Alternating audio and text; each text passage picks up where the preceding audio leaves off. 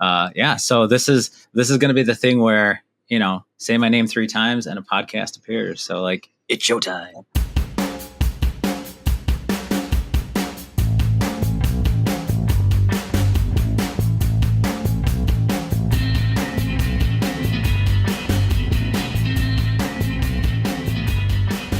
Welcome to episode 3 of Developers After Dark.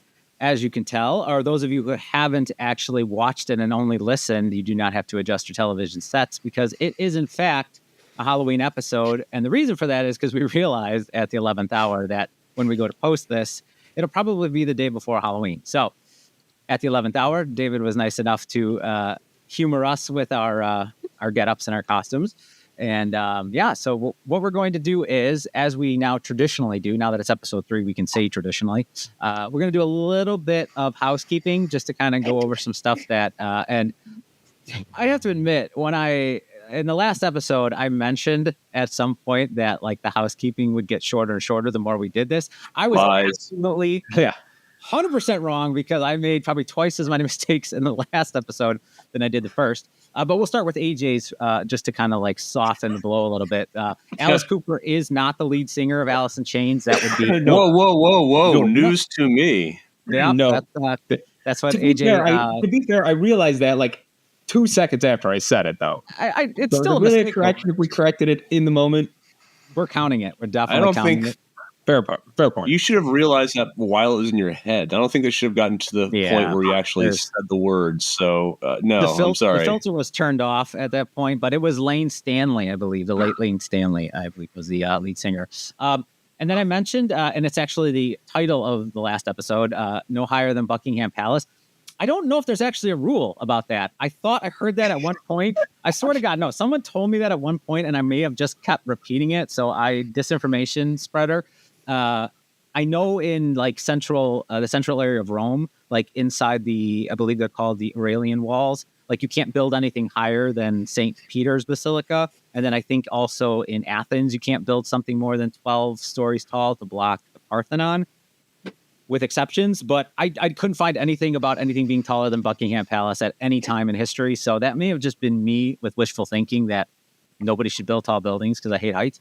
So we'll breeze over that one a little bit because that was I don't know where Spider-Man Far From Home. The scene was in the Netherlands. I believe I said somewhere else. I don't think I said the Netherlands. The Sears Tower is the Willis Tower. AJ, you live in Illinois. You should know that. No, I know it is, and I said I'm still going to call it the Sears Tower. It's always what? But it's when does that change around Tinley? Like everybody always calls it like it was the Tweeter Center. It was First National Bank. You have to be around It's been there for a while though, and you live, and you live in this state, so you should know that. But and then finally, I didn't want to leave Dennis out.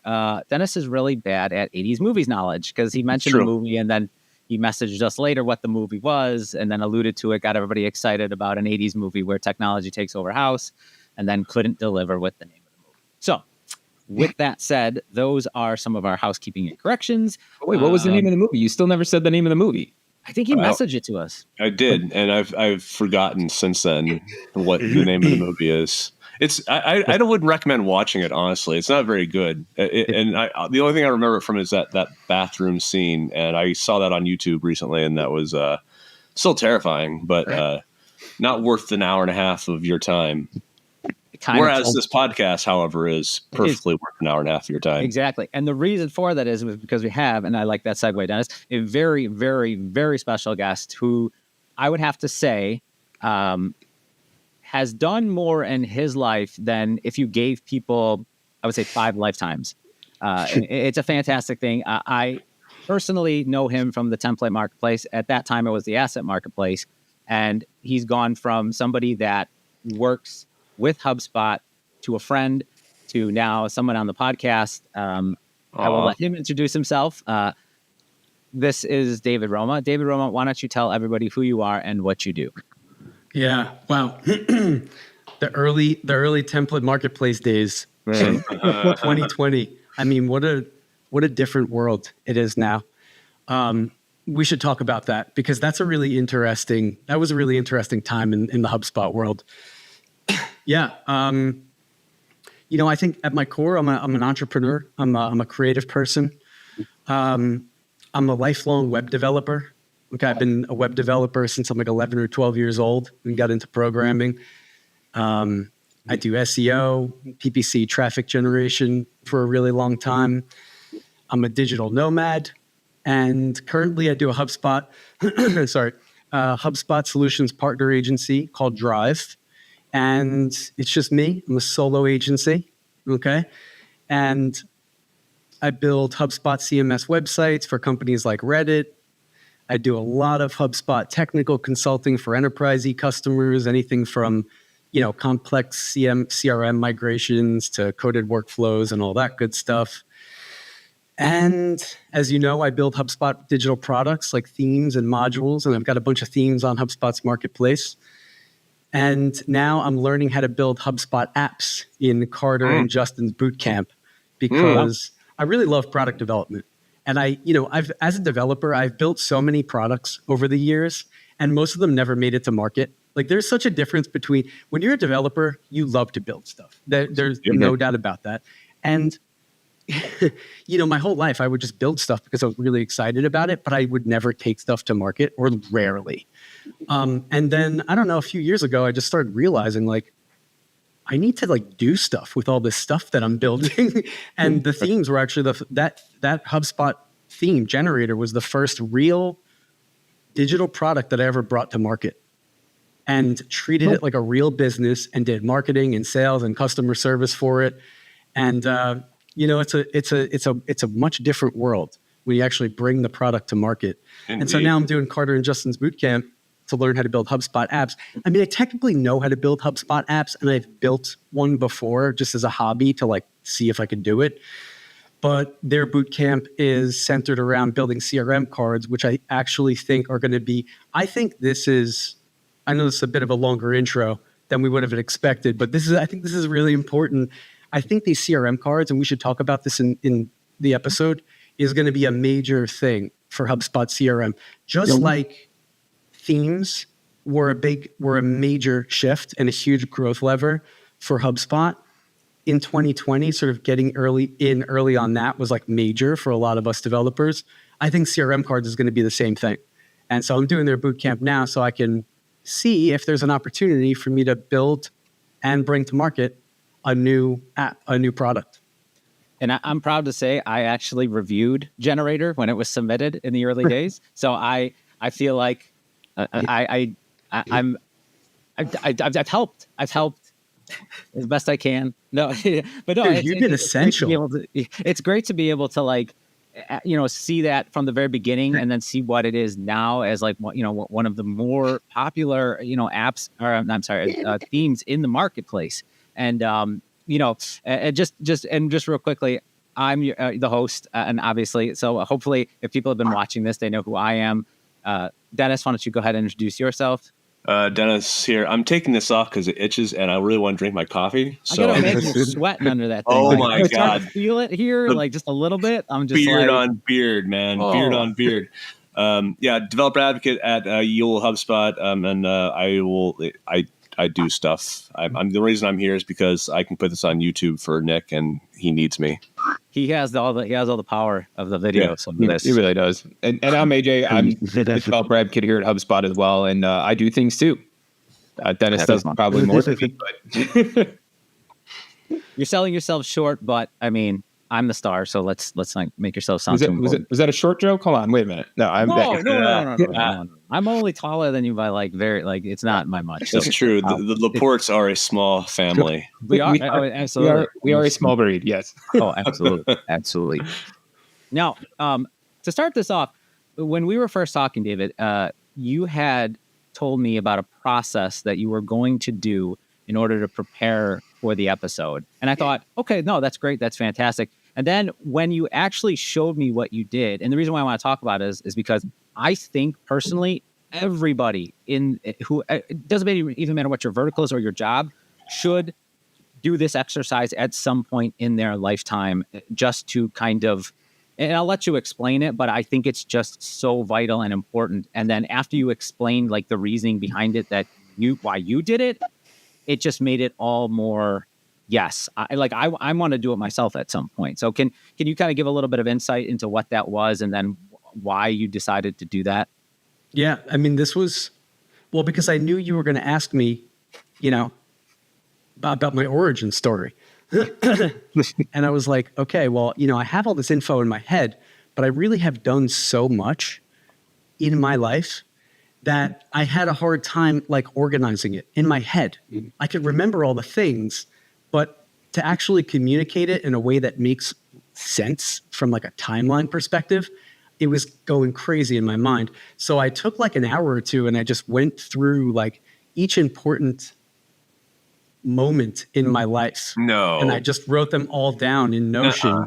Wait. I'm sorry, I have to interrupt you. Like, starting when? Like from your youth on, or I thought about that, but I wanted to keep it to professional. But actually, this was so like enlightening for me to do this that I'm going to do it from like my earliest memory until age 18, which is when I started this for you, the history for you guys.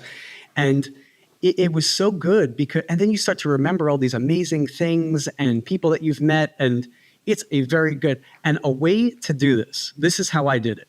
I basically brain dumped what I remembered about my life into ChatGPT and then just told ChatGPT to format this in a timeline. And it did it almost perfectly. Like that doc that I shared with you guys. Yeah. That is ChatGPT's output, basically. That's awesome. That's cool. But everyone should do this. It'll just make you remember things that you may have forgotten about that are really important in your life. Really good exercise. I want to know, so like as you were doing your brain dump, like how many gaps were there that were filled later on by like just reflecting on it? It's like, oh yeah, by the way, I did this as well. A few. Yeah, there were a few for sure. But then that's the cool thing about ChatGPT is you can kind of just brain dump and then, I would be like halfway through my life and I would be like, oh, okay, wait a second. Actually, go back to what I told you about when I was a mortgage broker and update X, Y, and Z, all in the same prompt. So the prompt was like, I don't know, thousands of words. And then ChatGPT just knows how to do its thing. That's awesome. Did you at all be like, hey, you were a mortgage just broker? A little bit? Like, did you ask like ChatGPT, like, hey, can you like make up a Nobel Peace Prize thing or like? Make me sound really awesome. By the way, no, I think that's fantastic because I think that's something everyone should do. And really, at the end of the day, you could, once you get to a certain point, then you already have your memoirs written.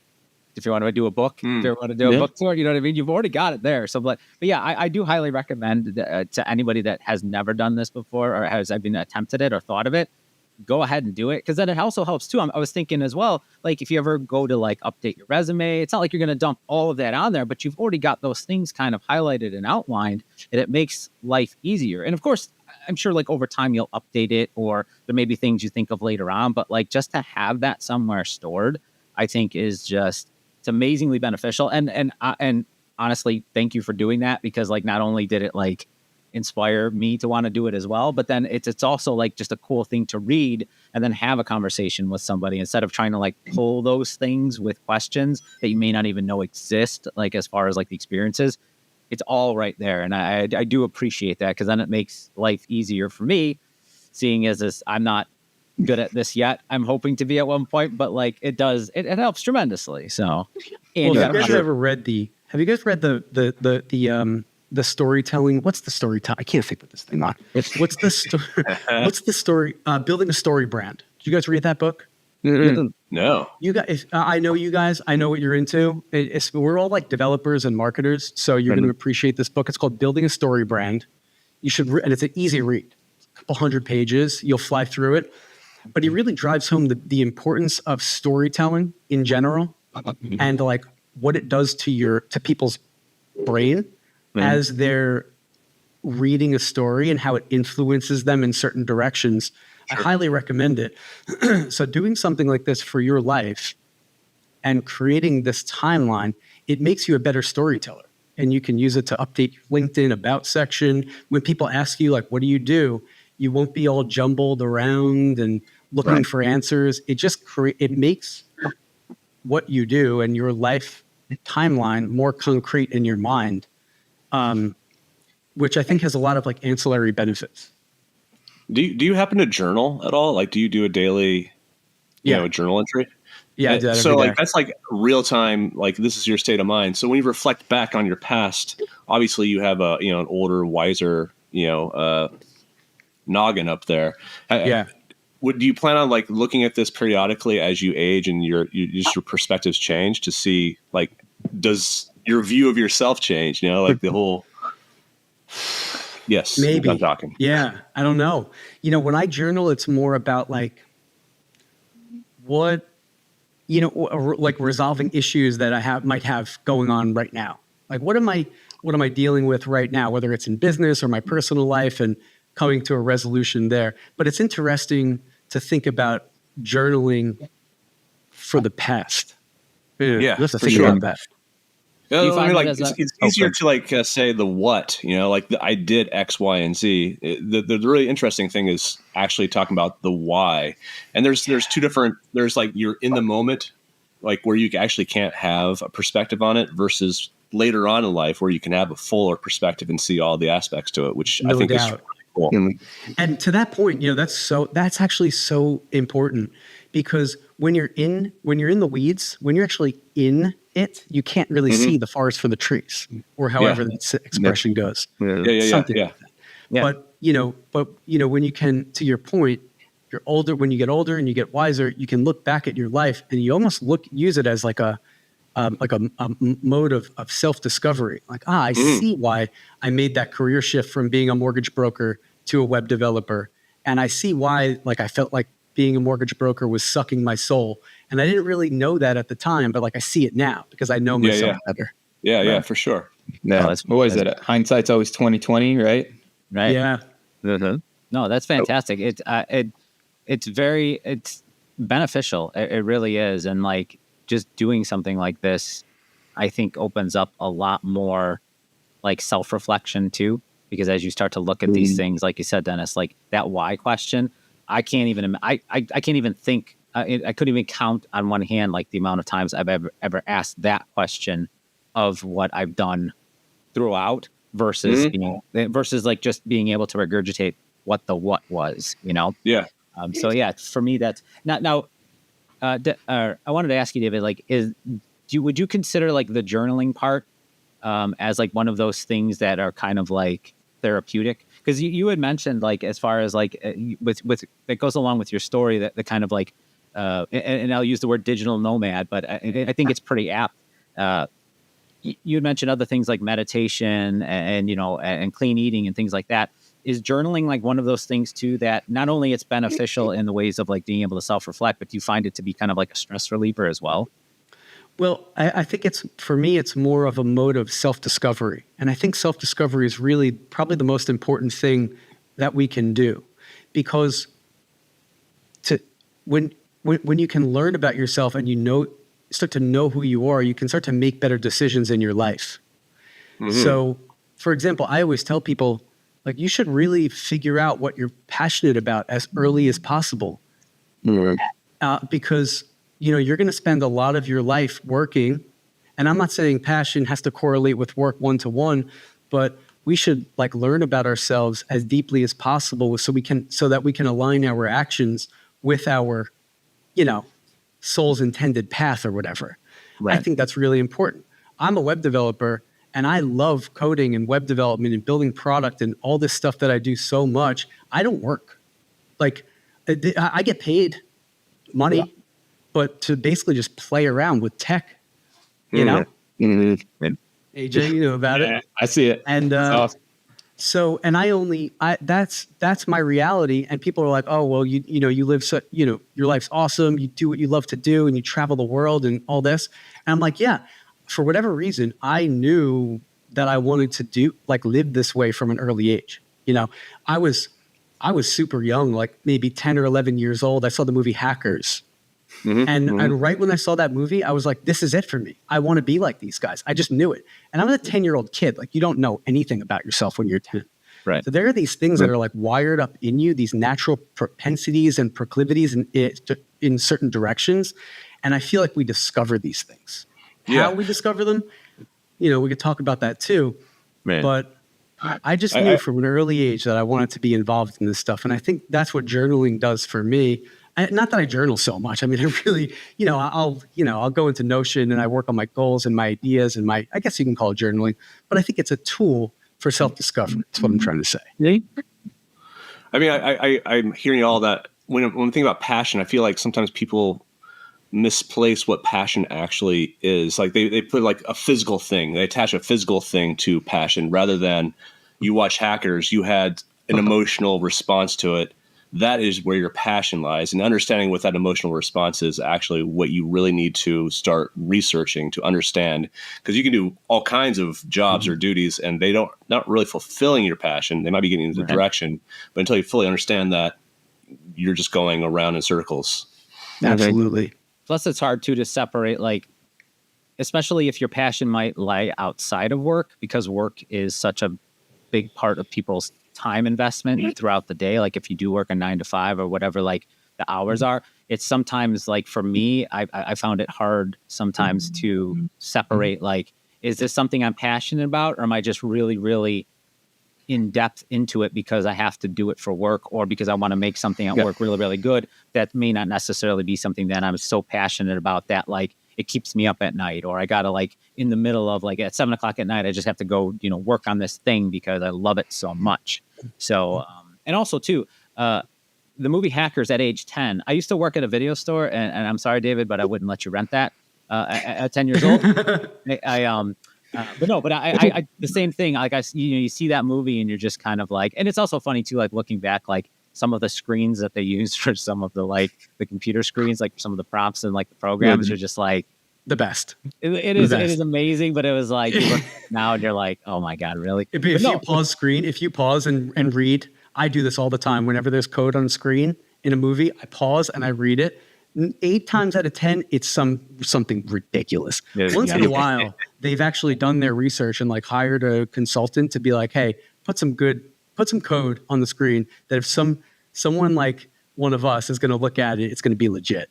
I do the same thing. Anytime some tech pops up on the TV, I'm like, that's not at all correct. Just overanalyze it completely. Yep. Yeah, I remember. Oh God, what was it? NCIS. Like there was this episode way back where they were doing something, and it was like local hosts, like 127, and I'm like, this guy. I'm like, this isn't like this is not real, whatever. And then they're like, oh my God, the person's in the building, and I was like, or they're on your machine, like one of them. Yeah, or when someone's hacking and there's like a graphical user interface that's happening too. Like they do this in Hackers too, where they're hacking the thing or whatever at the ship, and it's like showing a ship rotating. Right. Who built that UI? Who built this UI? The Gibson. It's the Gibson. The Gibson, yes. That's the Gibson. Yep. Gibson. That's now. You speaking of that as hacking, because like I know at the earlier stages of your career and the things you were doing. You were actually involved in some of that. And I bring this up because like I was one of those kids like on, America Online and like the programs and the progs, if you will. Progs. To show our age just a little bit. But yeah, like you were actually like built some of that stuff. Like we're actually involved in like looking at, you know what I mean? Like being more in depth than just like, I'll be honest, like me personally, I was just one of those kids that was like, yeah, I'm going to grab that. That looks kind of cool. I just kicked somebody off. That's kind of funny. Like I didn't really get in depth into like, figuring out how it actually worked and the language behind it, but you did though. Yeah, well, that's when I started to get. That's when I became aware that you could actually build this stuff. So I was the same way. I got onto AOL because that's the way you got onto the internet back then. You got those little AOL discs in the mail, 30 minutes of internet. Yep. Yep. And we had a computer in the house, and I was just so attracted to the computer, and I wanted to get online, and I found the like AOL hacker community. I'm not saying I did any bad stuff. Okay. So legal disclaimer. I'm just saying I might've kicked a few people off America Online once in a while. Now I know why. But I was so psyched on these progs and like the guys that were making them. And it was just so interesting. Like like these programs are so powerful, and like these people are making these things. It's like, how are they making them? That's so interesting. And I'll never forget, wow, this is crazy. I haven't thought about this in a long time. I installed this software called Hex Workshop. Okay. And it's basically like View Source on a website where you can, but you can also edit the code too. So you install Hex Workshop, and then you can open up any application. I had a Windows machine at the time, and then you can like poke around and like change copy and change code around. And so it would like let you see the code and like change the code. And I was like, okay, I got to learn this. And so I started teaching myself, wait for it, Visual Basic.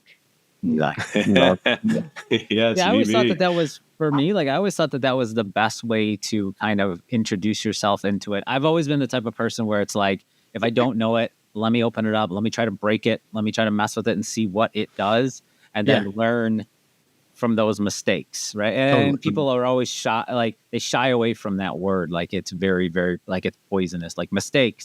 No, we can't make mistakes. It's like I was always in favor of it. I was just like, as long as you're doing it in a controlled environment, like testing server, whatever the case may be, like break stuff, look, see what happens. Like, because some of those things, like later on in life, they just, it almost becomes like second nature, where you see something and you're like, yeah, don't do that. You're going to break a bunch of stuff. Don't do it. I can assure you.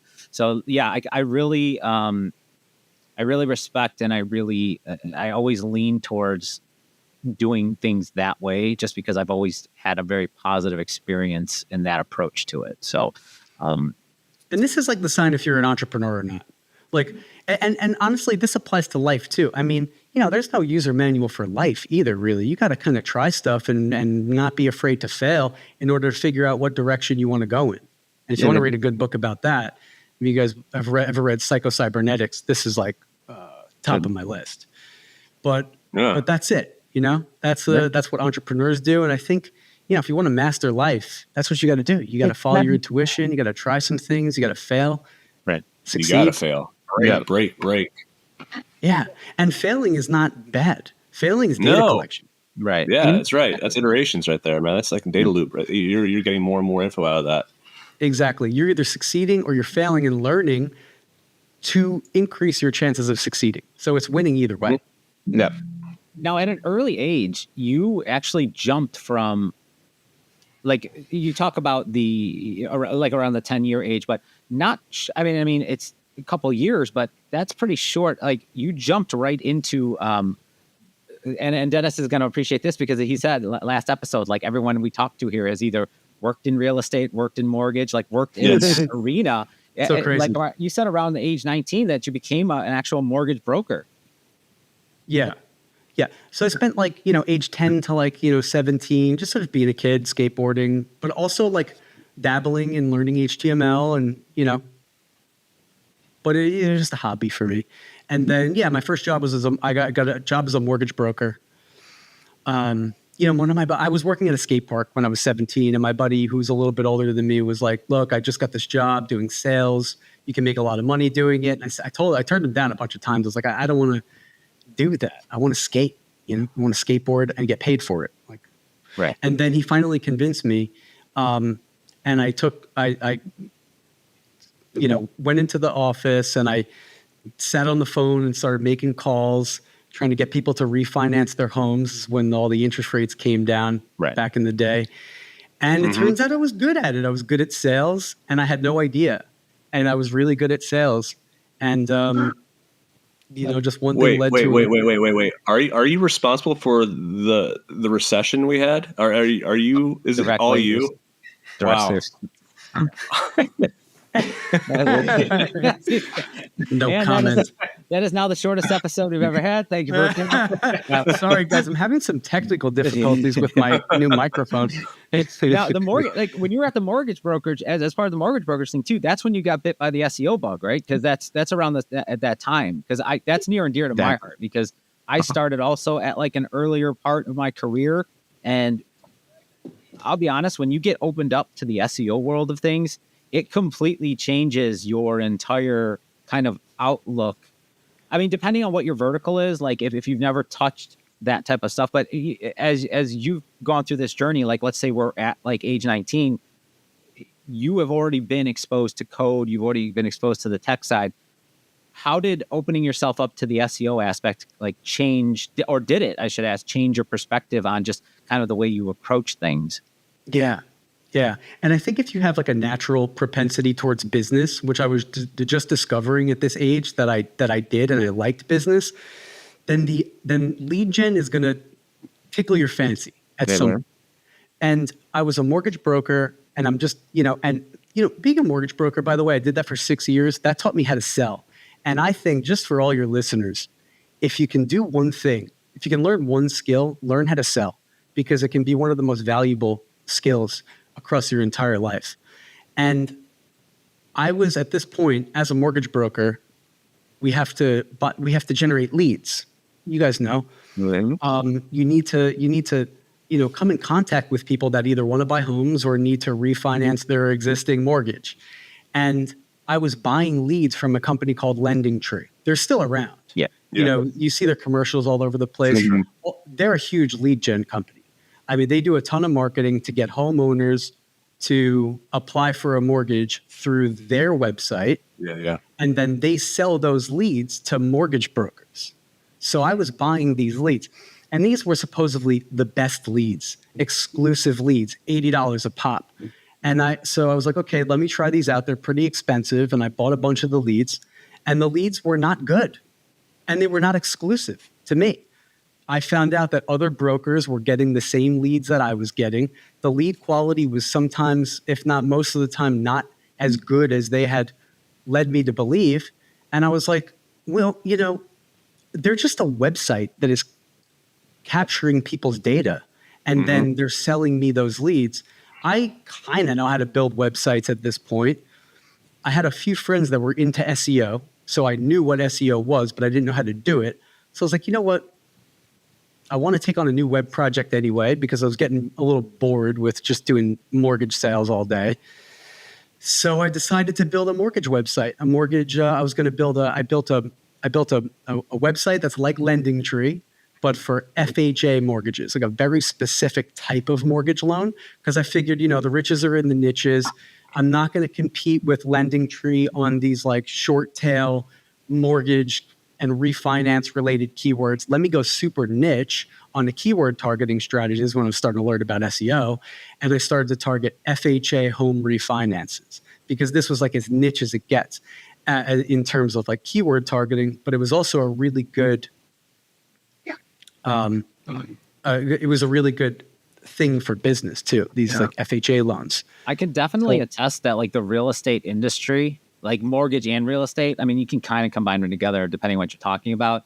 But like, lead gen for that, because, working years for a brokerage and trying to generate leads, it wasn't mortgage leads, it was more real estate leads. But at the end of the day, it's still like one of those things where it's a financial, what I'm kind of looking for is like, it's a financial purchase that someone is going to make, whether that's to get the mortgage loan or to buy the home, right? And it's one of the, as I've mentioned probably previously, it's one of the most, if not most, biggest purchases an individual makes, right? So trying to like extract information on that in a world where, and especially like later on, in the Chicagoland area, there's multiple brokers you can go to. You don't have to just go to one, right? There's people that are independent, that they're their own like single brokerage, or they're their own like real estate broker. They're their own person, right? You can be a sole proprietor in that. You can be part of a bigger, so just giving your information out to people, you can pick whoever you want. So you really had to have done something special to get that information. And I imagine the mortgage part of that is no different. So it felt hard to do that, right? Because you're asking for information on a promise that like we are going to give you to someone else who's going to seal and close that deal for you under the assumption that whoever gets that handoff does a good job. They may not necessarily. So it's one of those things where like when you start to realize SEO and you start to be able to take it and do something on your own, there's a real power there that you kind of get to nurture, which is just, it's amazing. And like you said, you did your own thing and you started to build your own thing, which I think is fantastic. And I think anybody in the SEO world should have a kind of, I don't want to say a pet project, but at least a project. Like if you are an SEO, right, there are certain things like especially if it's for a bigger company that you can't do. Like I want to try this, I want to build this and this content silo. It just like, whereas if you have your own little thing that's your own that you can work on and practice these SEO things in principle, I think it helps you overall in the long run. So I would recommend doing that for people as well who want to, or either just getting into SEO or are kind of like, I don't want to say you're locked into something because you're with a company, but a company also has to cover themselves too from a search perspective. But doing this on your own in some form or fashion, I think helps you learn. It's kind of like that do and break yourself thing, but I wouldn't go to it on something where it's like, this is my business, this is where I make all my money. I want to try this weird thing and they don't get banned. So I wouldn't recommend that, but having those outlets to be able to try to grow that skill, because it's hard sometimes. You especially in the SEO world, you read, like, you can read Search Engine Journal, you can read all these other places and all these opinions, and some of them are based on a certain amount of facts, but nobody really knows an algorithm unless you're sitting in Google headquarters next to the person running the thing, right? Like, in theory. So it's one of those things where there's a lot of information out there. There's a lot of opinions on things. There's a lot of research, and it changes drastically. So that's why I say, like, getting exposed to just search in general opens you up to this whole world of stuff that you were just like, it makes you think differently about everything, really, at the end of the day. Totally. And, I learned the fundamentals. And I recommend everyone just, if you're interested in SEO or generating your own leads, learn the fundamentals. You can get pretty far with just the fundamentals without diving into the weeds. Right. I'd learned the fundamentals. I built this website for mortgages in 3 months, and I launched it. And I did everything I needed to do to get it ranked on the SERPs. And I had the 2 aha moments that I had that made me a full believer in SEO, PPC, the whole traffic generation world, were when after 3 months, I generated my first lead. And I could not believe it. Because in my mind, I was like, okay, I'm sure this is possible. But when I actually generated my first lead, and I knew that, like, a person that was interested in a mortgage found my website over LendingTree and all the other big boys, and my website, and I had a lot of really good content on there that was educational around FHA mortgages. And they read my content and they liked it. And then they reached out on my website to, contact a mortgage broker or whatever. And that lead came in. I was like, I can't believe that. That's magic. That just happened. And then the second aha moment that made me like a full-on believer, or that you can kind of, that it's like a superpower, is I was at my girlfriend's house at the time, and we're hanging out on her couch, and her sister's there on the computer. And her sister was looking to buy a home. And she knew that I was a mortgage broker. Her sister knew I was a mortgage broker.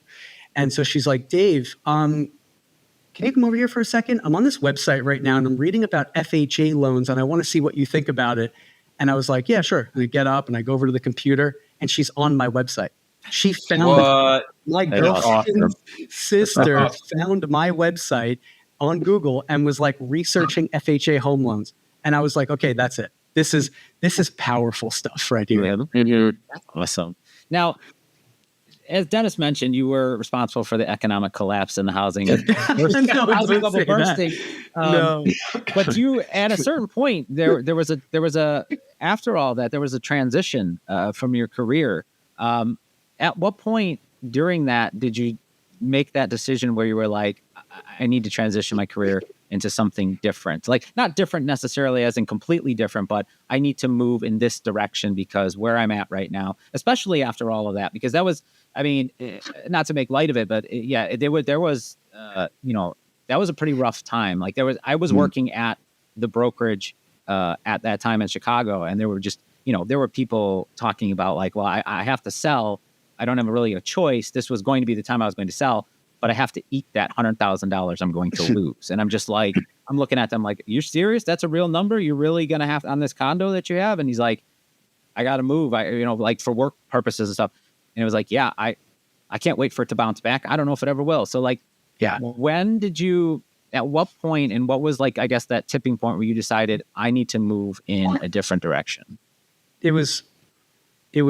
It came at, in a way, the perfect time for me. This economic collapse that was like so devastating to so many people. And I owned a home at the time too. And I was lucky enough to sell it right before the collapse. as a mortgage broker, I was just getting so burnt out on doing sales every day. Like sales is great. And I love that as a skill and as a discipline doing sales, but it just wasn't creatively like challenging enough for me. I wanted to do so many more things. And I also wanted to I didn't feel like I had any skills that I could say that I owned. I was like good at sales, but I always loved this idea of having like a portable skill where you like web development, for example, where you can learn how to code, you store it in your mind. You can take it anywhere you want. No one can take it away from you. And you can basically deploy it from anywhere. To me, that was always amazing. That's like a superpower. And so I was getting super burnt out on the mortgage industry in general. And then after the collapse happened, it became very hard to make money as a mortgage broker or in real estate or in banking, anything involving finance. So I was like, you know what? This is probably, if I'm ever going to make a career shift from what I'm doing now to something that I'm passionate about, I'm going to become a web developer, and now's the time to do it. Because if I don't do it now, I'll probably just stay a mortgage broker for the rest of my life. So I did. I took a year off. I took it because I had a bunch of money stacked up, and I was like, I'm going to take a full year off and just chill and like do art, and just like relax, but also really teach myself how to code, like level up, like I had a lot of gaps I needed to fill.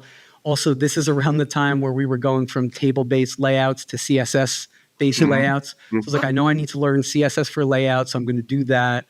And then I'm going to reinvent myself. I'm going to become a web developer. And so that's what I did during that year.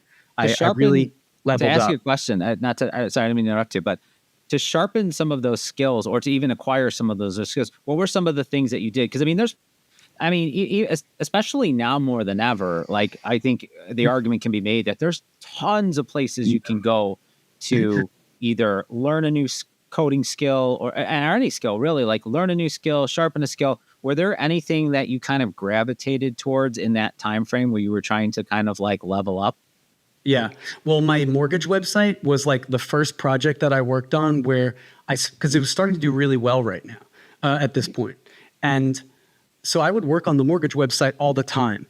And that gave me a project to work on where I could improve my skills. And if anyone's ever looking to learn how to code or learn how to market, this seems to be the theme of this talk right now, which is get a project that you're excited about and just work on that.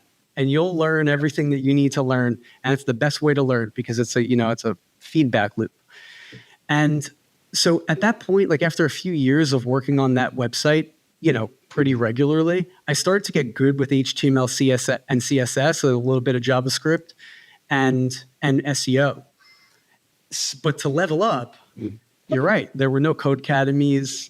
I bought a book on PHP, a thick. What's the popular one? Is it O'Reilly's or yellow? I think I have that same book. Like I think I have it sitting somewhere. If you're our age and you're a web developer, you have that book because this was the way you did database-driven programming back then. Yeah. It's like you wrote PHP. Let's be real. That's right. You did. Most people, yeah. And so I learned PHP because I wanted to build database-driven websites. And I bought a magazine, a web developer magazine. I don't remember the name of it, but it had a whole 10-page spread on learning CSS for layouts. And that's how I learned CSS. I mean, initially, and then those gave me the foundations, but then really just learning, by building websites. You had a magazine subscription to something that had something about CSS, like writing CSS. That blew my mind. It was like a web design. It was a web design magazine. I gotta find the name of it. That's amazing. No. Now, at that point, then this is where I would say. I mean, let me know if this is correct to say, but where you transitioned into web development, and then this is where you started looking for agency work, right? At this point, like in New York City and things like that. Yeah, because I was figuring I don't have any credibility as a web developer. I've been a hobby web developer, but if you're trying, so I knew that I wanted to make this shift, and I felt the best way to make this shift was I've been learning on my own for a long time, and I saw that there was going to be a lot of value in being around other engineers and learning from them. So What year are we at right now, by the way, just so I have a little historical context? That's a great question. Let's see. Because Did Future 2 come out yet, or are we still? I want to say like 2009, 2010. The big reason I asked, and I know I'm totally derailing you here, but like the idea of credibility in 2009 is different than credibility in 2024. You know? Totally.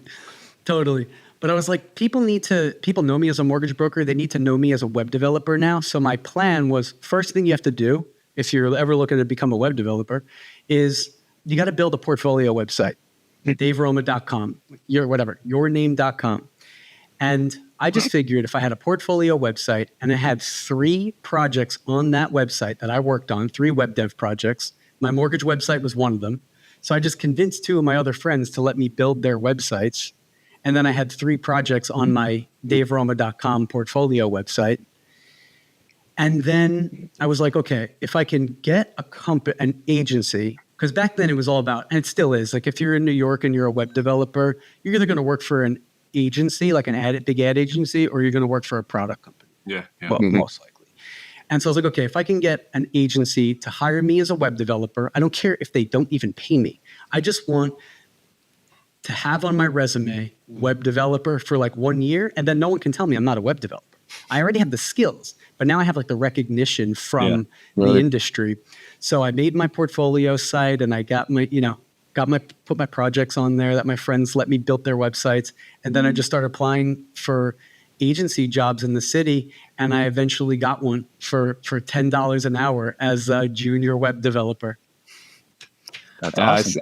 I have to say, I think breaking into the business, if you want to call it that, like that first job is always so relieving to be like, hey, I made it. Like I've got that label as a developer, right? Because I know for me starting out, I did the same thing. I started in sales basically in the one company I was at, and then just kind of was like, oh, I could do website stuff. It's kind of out of date. Let's make it. And like as we started progressing through that, like once I applied to an agency where it was like I applied for a developer job and got a developer job, I didn't just like level up because the need was there kind of thing.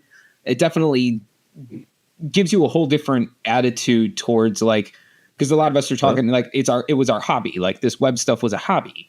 And then never really wanted to hear what AJ had to say. I was hanging in anticipation. I was waiting, and I was like, "Oh, this is gonna be good." It's a good screenshot. Someone screenshot that. Am I back? Yeah. I don't. Apparently, my internet's unstable, and I'm the only one here using it, so I don't know why it's unstable. Right. Sure. But I don't know where I left. It was the best thing I've heard you say the entire time. Yeah, that's probably. That's and you froze in a good. Usually when I freeze, I'm like. Exactly. You froze cool. Like it was a cool like. Oh, good. I'm glad it looked all right. We're still gonna give you crap about it, but it's still good. Oh, that's fine.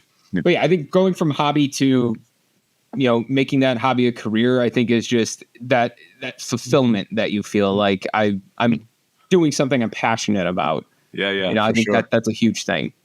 When you got this junior position, that junior implies that there was a senior position there as well.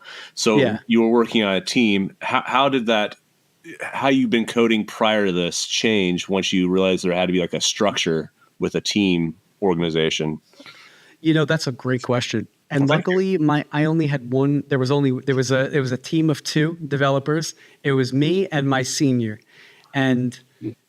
We ended up getting along really well. We were both sort of had this entrepreneurial spirit. And in a way, we were both learning and getting better at web development in our own ways. So we both kind of recognized that in each other, that like neither one of us is perfect at this. But he was better than me. He knew more than me, but he was super patient. And Jalami was his name. Shout out to Jalami if you're watching this. And he became a mentor of mine for years. How did it change? I had to learn jQuery while I was there. I didn't know jQuery. I knew vanilla JavaScript, but not jQuery. So I had to learn jQuery. And then that's around the time that Node just came out too. So, and that was so exciting. Node was so exciting in those early days of Node. So we were both of us, where he was a little bit ahead of me in jQuery, which was great because I got to learn from him.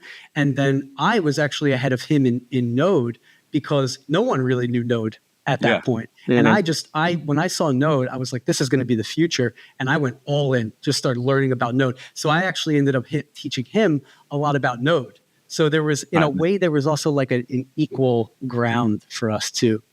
And I think that's a really interesting point that you bring up, is that a lot of people that don't understand like how developers level up and stuff, it's a lot of code sharing. It's a lot of knowledge sharing. It's not something that's just simply like, yes, you can read books and you can learn things, but you really don't learn like the complex and like I don't want to say shortcuts, because shortcuts isn't a good term, but like the more efficient way to do things until you start collaborating. Mm-hmm. Like, cause that's where I really like started getting more into code was, my first boss when I was in IT, Joe G, he taught me a lot about just like making sure that like your stuff is in check when you're going to do it. Like, assumptions, never make assumptions. Cause if you assume something, chances are it's not going to go to play, like you need to really have facts. So like that really helped build a base on that. But then once I jumped into the agency, like I learned so much stuff that I didn't even think about when I was doing it on my own or doing it, that like it definitely like levels you up for sure. Dude, totally. And this is, and I don't even know where I got this idea, but I'm so glad I did it. This is why I wanted to go get jobs, because I'm not a job guy. I'm an entrepreneur.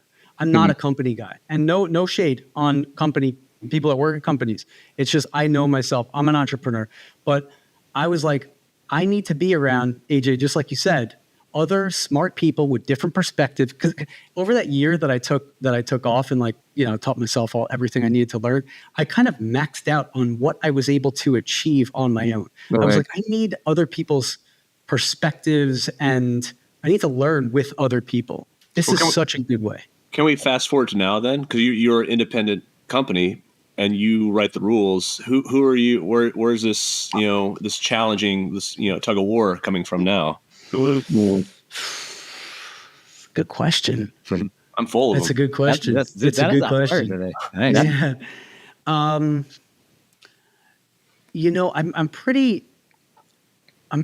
I have a pretty clear direction with where I want to take things. And I have a lot of entrepreneur friends and developer friends. So I still get this interaction with other people that are like me, without having to work in an office with them every day. I'm actually looking, I'm a digital nomad. So I travel with a lot of digital nomads who travel around the world. And a lot of digital nomads are entrepreneurs, are in tech, and have a similar mindset to me. So I'm like always around my people, even if I'm a one-man show. That's interesting. So like I was thinking specifically about coding, but like you're talking bigger than that, right? Like with these it's not just entrepreneurial spirits, like challenging on the entire whole thing, not just like a specific piece of it. Right. And for coding, I'm pretty honed in on what I do now. Like when I was younger, I wanted to learn everything. I mean, I spent a year working at a company just so I can learn Python. And I got that job so I can learn Python and get paid for it. And so, but now it's like, I know exactly what I do and like what languages I like. And I don't really want to, like, do I want to learn Elixir and Phoenix? Carter, if you're watching this, you know what I'm talking about. But yeah, I do want to learn that, but I don't have the like time, or I need to stay focused, right? Sure. So like all the stuff that I focus on now, like HTML, CSS, JavaScript, Hubble, Node, and now some like AI stuff. That's pretty much where I spend my time and where I've been spending my time for years. So, Nick, I apologize for hijacking with questions here, but like, how do you know what is candy and what is actual protein that you're putting into your body? Like what, like actual, where are you spending those calories, and how do you know which calories are empty, which ones are actually nourishing? I think we have to have a North Star when we ask these questions. Really? And for me, as a business, I need to always be asking myself, is this thing that I'm either going to learn or build going to make money like now or at some point in the near future? Because if that's not my North Star, then, I'll just go down coding rabbit holes. Yeah, I'll learn how to, I'll just work on Flipper all day. And Flipper is awesome, but it's not going to make me any money. Yeah. So I sort of use that as my North Star, like as my number one. Yeah. Anyway, I don't know why in my head I keep on going back to your the senior at your agency who was really good at jQuery, and look at where jQuery is now. Like, you know, like it's hard to know when the actual technology is going to be long-term relevant versus like it's like a fad. Yeah. And jQuery, you know, people will try to hate on jQuery, but you really can't, because it's still it's a great library for DOM manipulation. Yeah. I'm not above jQuery. I'll use jQuery. I mean, I rebuilt Generator, my theme. It used to use jQuery. I rebuilt the entire thing in vanilla JavaScript just to get the page speed boost. Yeah. And it's a better decision, really, for the architecture of the theme. But I love Vue.js for building interactive content, I guess, and like calculators and things like that. But, you know, jQuery powers a lot of the internet too. I mean, there's certainly does. That certainly does. Let me go ahead. No, it's okay. Go ahead. No, I was gonna say. So I want to get your like perspective on this. Like, since you've sold a lot of things in the theme marketplace, and then you're talking about app building and things like that. Like, what is your creative process when you're like, what should I build next? Like, how do you normally go about, like, do you do research? Because I know, like, for instance, like when holidays come around, like searches for holiday themed module, everything goes up naturally. That's any store you go to, right? You know, any kind of marketplace, you'll see like the specific themes come up. But taking out like holiday themes or like themes that people expect, how do you like go about saying like, you know what, I'm going to build a theme that's going to do X, Y, Z, and this is why I'm going to build it. Like, what is your thought process when you do that? This is a great question, and this is so important. This cannot be understated. It all starts with your intuition. Okay, it really does. In 2019, I heard Luke Sommerfield talk about how HubSpot was going to revamp the CMS in 2020. And he made that talk at Inbound. And my intuition was just like firing. Like, I knew for a fact that was going to be a massive thing for HubSpot, because HubSpot customers already love HubSpot. They can't really build good websites on HubSpot yet at this point, but now they're going to be able to. Okay, this is going to be huge. And so, but I didn't think about that consciously. It was more like my intuition was telling me, hey, there's a lot of overlap here, and this is something worth exploring. So when my intuition starts firing like that, I know that I'm onto something. It doesn't necessarily dictate whether or not I'm going to execute and build, but I'm at least going to start researching, going down that rabbit hole a little bit to see what's up. And the same thing now, you know. But Luke's talk at Inbound is why I got into the HubSpot CMS in the first place, and why I started building themes. And that turned out pretty well.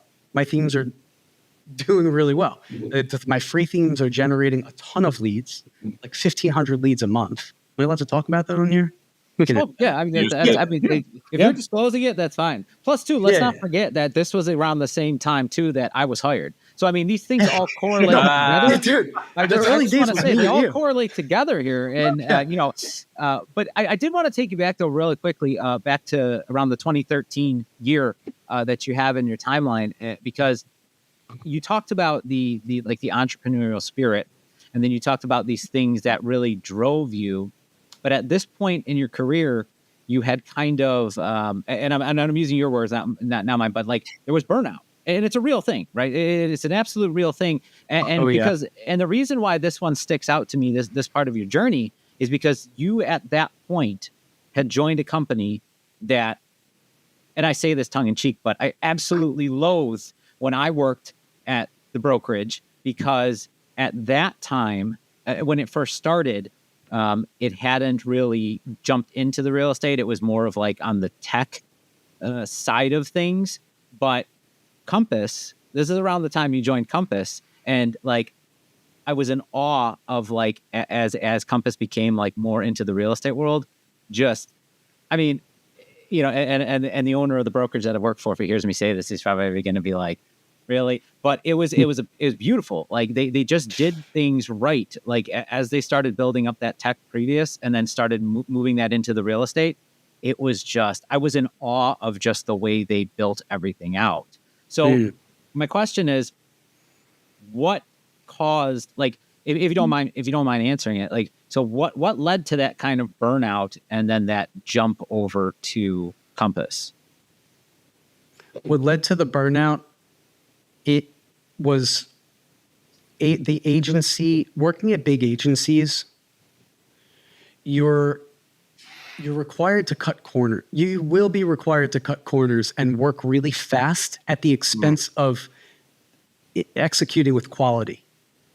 And I just don't like that style of work. I can do it, and I did it for many years as a developer in the agency space, but I didn't like it. I didn't like rushing through my work and, just launching things that were messy and also were like maybe only going to, you build a website for, some pharma client or whatever, some big company. And in a year, they redo it and all that work is just gone anyway. So I found myself in this loop of working 10, 12 hours a day at these agencies, really working on like thankless work. And like, I love my work. I love putting in effort and care into my work. And it just, the agency style of things wasn't my way of doing web development. So I would say that those things led me to burnout in the agency space. But at the same time, one of my buddies that I worked with at that first agency that I got that junior developer job at back in the day, he had moved over to Compass as a designer. He was a really awesome designer. And if you know, the Compass they still are awesome. But when they were first starting out and when I started working there, they were a real estate tech startup. They weren't a brokerage. Right. And they were building, and probably are still building because they have really smart people that work there. They were building awesome tech. And so when my buddy Dennis moved over there, I knew he was a really good designer. And I was like, if Dennis moved over there, they've got to be doing cool stuff. And so I told, all Dennises are awesome. That's how you follow the dentist. That's exactly what it is. And then I told Dennis, I was like, look, man, I'm burnt out working at the agency. And like, I wanted to do something different, but I don't know what it is. And he was like, yeah, come over and work at Compass. We're hiring engineers. And that's really it. I went over there. I interviewed. I wanted to work there anyway because, yes, that was the thing. He was like, you're burnt out on agency work. You have to come over and try product. And I didn't even know what that meant at the time. But then it clicked. I was like, oh, yeah, they just work on Compass all the time. And they get to put all their care and effort into this one thing, which then gets to benefit from the compounding results of working on one thing consistently over time. That sounds pretty cool. And so, that's what led me to go over there. Is it safe to call it, because this is the way I've described it, and because it's very similar in like the real estate world as well as throwaway work. Like you'd build a site. Best example I can give is like you'd build like, okay, our brokerage just got the exclusive rights to sell condos in this building, right? We're going to build a site for this building. And you go through the whole process, you have the meetings, you sit down with the designers, you figure out the SEO, and you get all this stuff. And it's like, 2 weeks to launch. And then they say, oh yeah, something with the financing fell through. Just scrap it. But now you've done all this work and you're like, we're going to launch it later, right? It's like that meme. It's like, we're going to do it again. We're doing this, right? And it's just, we're going to do this, right? Doing it now. And not only that, but they made you work till 9, 10 o'clock at night because it had to get done. Yeah. Within an unreasonable amount of time. So not only was it a rush, it became a rush and a throwaway. Right. 9 to 5 is not really conducive to real estate at all, to be honest. But one of the things I wanted to ask you is then, but after that, right? So after all of that, you did start at one point as a mortgage broker. So then around I believe it's like around the 2015, 2016 era, you went back into it as a startup, as creating a startup, like an actual mortgage tech startup. Like what led you back to that vertical specifically? Man, I'm always having tech ideas and I always want to build, having software ideas. And I'm always looking at things and thinking, how can this be better? And when I was a mortgage broker, that's all I saw was just inefficiencies in the industry because that industry, man, I don't know how it is now, but it was like behind the times in terms of tech. So I was just brimming with ideas that I could build in this industry, in that industry. And I built my lead gen, my mortgage website, which was a lead gen tool. So I did a little bit of tech building in that industry. But once I became really good as a web developer, I wanted to do something. I wanted to build some SaaS. I wanted to innovate. I wanted to do something big. Like I wanted to do a startup or a software company. And this was after I worked at Compass, or maybe before. No, it was after Compass. I left Compass, and I called two of my buddies that I worked with at the mortgage company. They had owned their own mortgage company at this time. Like when I went and became a developer, they left the brokerage that we worked at, and they opened up their own mortgage company. And I was like, look, I want to build this system that can basically get people mortgage approvals on the fly, like in real time, using Fannie Mae and Freddie Mac API. And I just had this like vague idea for it, but I think it could be really cool. Do you guys want to like work on it together? And we were friends, so we had wanted to work. If I didn't become a web developer, I was probably going to open up a mortgage company with these guys. So it all came full circle, and I called them and I was like, yo, let's like do like a tech-driven mortgage company together, almost like Compass, but mortgage industry. And this was innovative for like 2014. No one was doing this kind of thing. And, so then that's what led me to starting a mortgage startup with these guys. So that, do you have a question, Dennis? I have many questions through many parts of this. I'm going to try to scope it just to this part right here. Yeah, I feel like we could talk for all day. Yeah. So you clearly are an ideas person, right? Like they're always just like coming at you at all times. And earlier you said something about intuition. How do you bucket ideas so they don't distract you? And how do you know through your intuition what idea to pursue? Yeah, this took me years to get good at this. I feel like this all comes back to the very beginning of the self-discovery. Like we could loop through this thing, But continue. Sorry. It totally does, because it really is more of a philosophical thing than it is a practical one. And it's both, really. And when I was younger, I didn't have a system for filtering these ideas. The ideas would come through. I'd get really excited about a lot of them, and I would just start building. Literally, this is, because coding is like a superpower. I always tell people this, like if you know how to code, you can build software. Most people are consumers of software.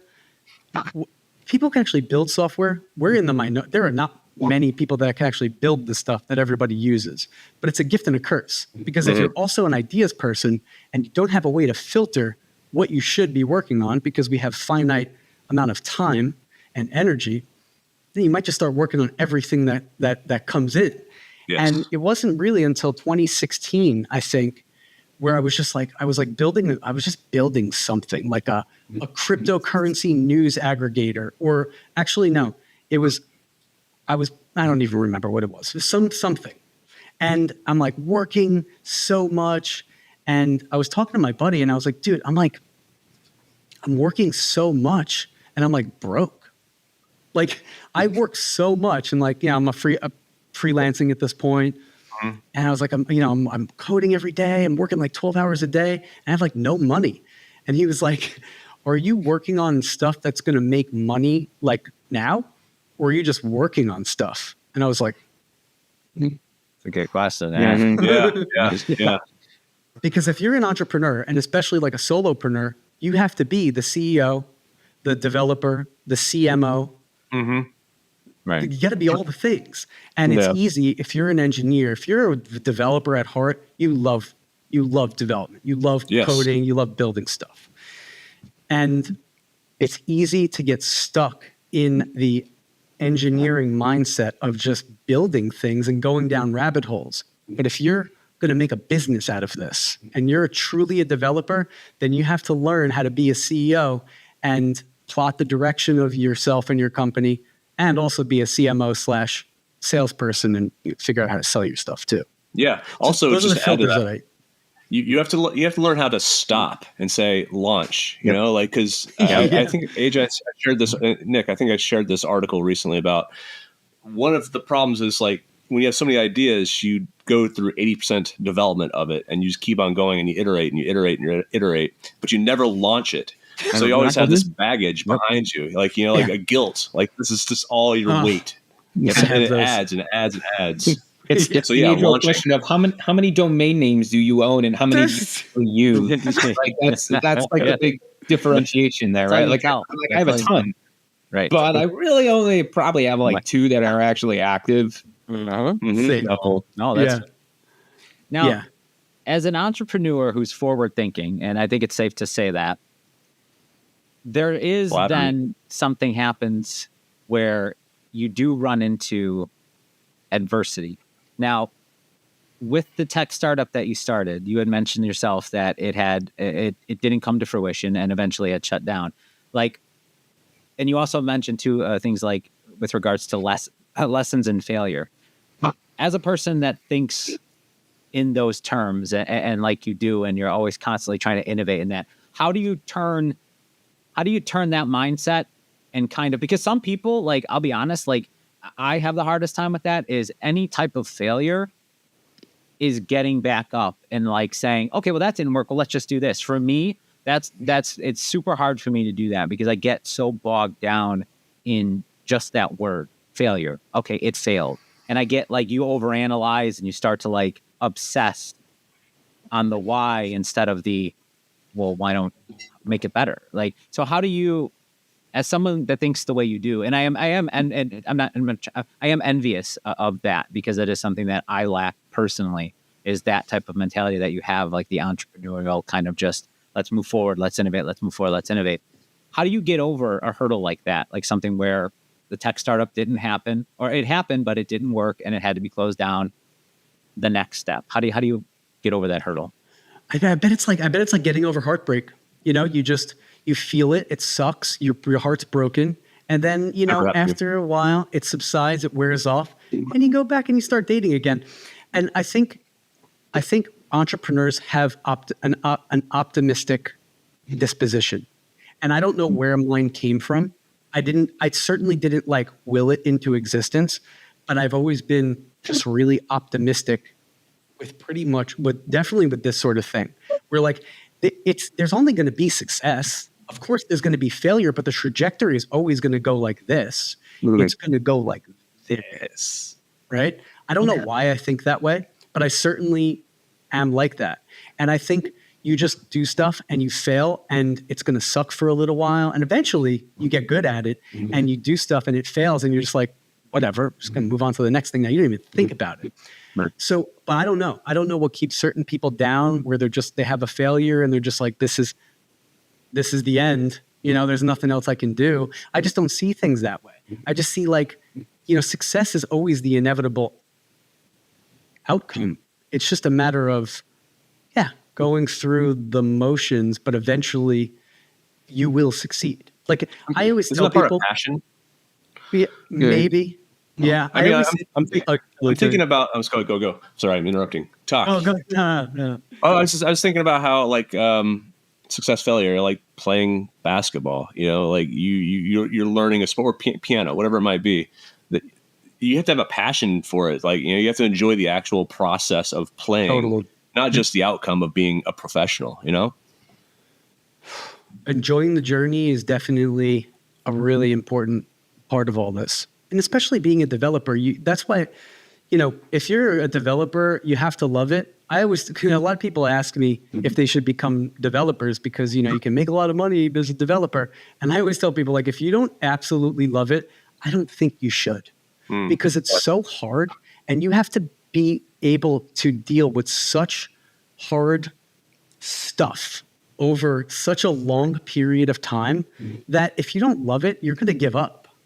So to your point, Dennis, about passion, that's why I think it's important to do what you're passionate about, because then the outcome, you're not outcome dependent. You're just sort of having fun. And like failure is just like, all right, whatever. This thing didn't work like I wanted it to, but it still was like dope to build it. Or even if it wasn't, like, this is just part of life. So Nick, you just need to be passionate about something. I do. Clearly, I do. Everything and my cold heart does not lend to passion. I suppose. Take off the chainmail, my friend. Take off the chainmail. Yeah, it is heavy. It is heavy, not just on the soul, but on the shoulders as well. But With regards to passion, let me tug on that thread a little bit. What then? Because I remember you had this in some of the miscellaneous notes, and it really it kind of stood out because I often wanted to do this too, and I think a lot of people that are into any type of, because I started with art, like I did, developing was not necessarily the thing that got me into this world. It was more of like web design, designing, just Photoshop art in general. You co-founded a fashion brand as well, like as Entrepreneurial Spirit. Where did the passion come from to start something like that? Well, this was during my transition between being a mortgage broker and going off and being a developer. I took a year off, and I'm an artist. I was basically born a creative person like you, Nick. And then I taught myself all the tech stuff. I taught myself how to, but the thing that comes most naturally to me is creativity. And so I've always been an artist. I've always been I draw. And yeah, I was going through this sort of self-exploration mode during whenever that was, 2010 or whatever. And I don't know how it happened, but yeah, me and my friends we were skateboarders. And so you kind of, when you're a skateboarder, you kind of are involved in this streetwear sort of, where you wear cool t-shirts with graphics on them. And we were just, I don't remember how it happened, but we were just let's put some artwork on t-shirts and let's just make some t-shirts. So we started making t-shirts, and then that turned into a full-fledged menswear brand where we started making neckties and bow ties. Really? It became a high-end fashion thing. Yeah. And these were $150 ties. And the brand actually started blowing up. Time Out New York wrote about us. We had people flying in from Japan to come to our studio, which didn't even exist. We rented a suite in a hotel, in a dope hotel in New York City for our studio during Fashion Week. And we had people from Japan, because Japan loved our brand for some reason. And people from Japan would fly in to see our stuff. And it started to kind of really take off after a while. Awesome. I skipped a lot of details in there, but that's but that's the whole thing. You know what I mean? As it lends to that entrepreneurial spirit, because you talk to a lot of people, right? And once they start getting into that, depending on when they get into the dev or the coding era of their lives, you don't really, it's very, I think, just talking to people, it seems very rare sometimes to hear anybody say, oh, and I also did this, which I wouldn't equate the two things together. Do you know what I mean? From an artistic standpoint, yes. But from a developer standpoint, no, I would never say oh, that developer, oh, I'll bet you they also owned a fashion brand at one time. No, absolutely not. So I find that absolutely fascinating. But yeah, I can utmost respect for starting in the design realm and then out of whether it's necessity, passion, but moving into that developer space and tying all of that together. Because even that I sometimes feel is a skill where it's you'll find people that are either very artistically focused or you'll find people that are very numbers and programmatically focused.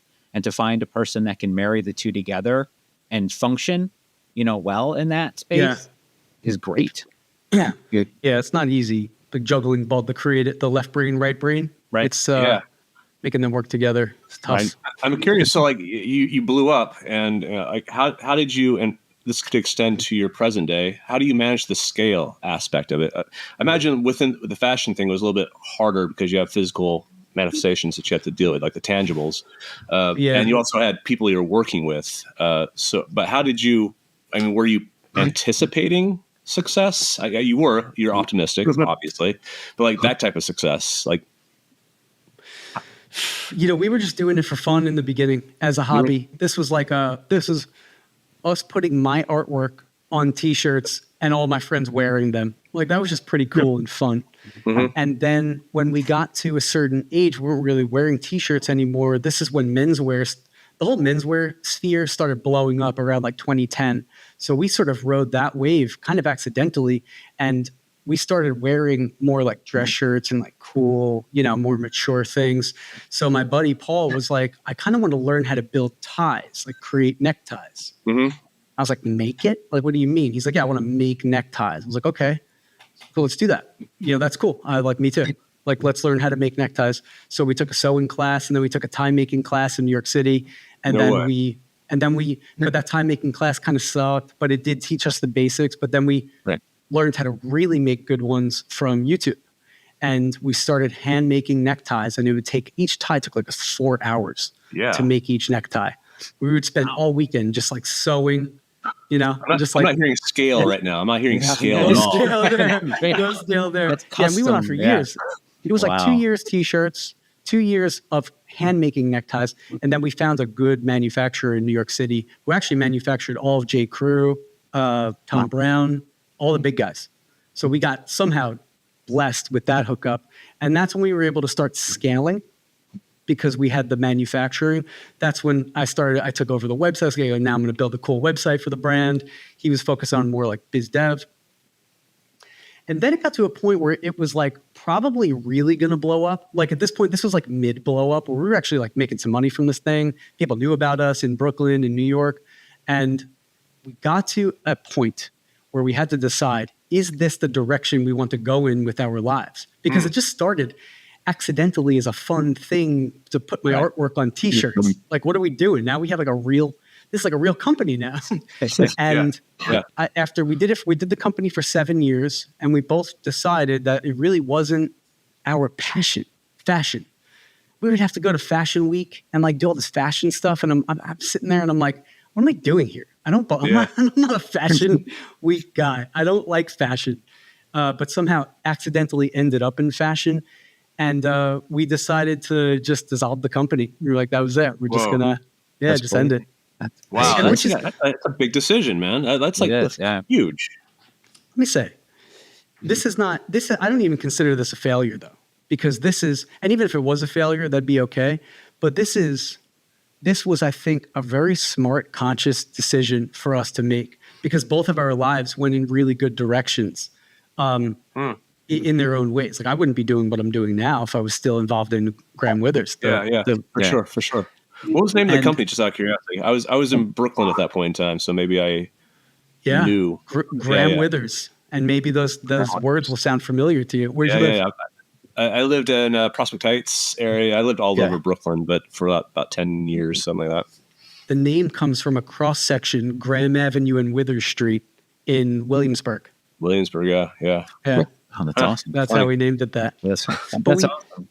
So like sometimes just shutting down the company is a fine idea. Like people equate like a company ending with failure, but they do, yeah. It sometimes just like a company doesn't need to exist, or maybe it only needed to exist for 7 years and didn't need to exist for 70. And you say that totally so casually. You say it very, very casually. But that's huge. I mean, like that takes a lot of, especially if it's semi-successful, like you're in the upward trend, right? Like to say done. I'll say it one more time. That's huge. It is. Yeah. And I think it comes back to, we're going to circle back again to self-discovery and self-knowledge. We knew that while, yes, we were able to build this thing into something successful, knowing ourselves, this is not something that we want to do long-term. And had we not listened to our intuition and been true to that, then we might have ended up in a position where now we're 15 years in and we're miserable. Yeah. That's weird. Yeah. And it's inescapable at that point. Yeah. I think you bring up a good point of like knowing when it's okay to walk away. Like it doesn't, like you said, it wasn't a failure.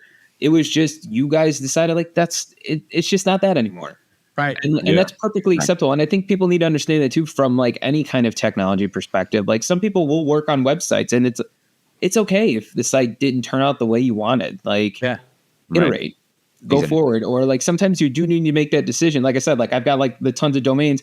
Some of those domains, like, I just had to let them go because like it sounded good in theory, but it just wasn't playing out. Like I remember there was a buddy of mine at the company I used to work at when I did school supplies. Like we tried to launch this thing called like Swig Spot, and it was basically, where are people partying at? You can check in on the app. You can do all that. There was, I think, one other site that was in Europe that did it. at the time. And like we were talking about it, like we talked to some app developers, we were talking about it, and it was just one of these things where it's like, yeah, but like, is that what we want to do?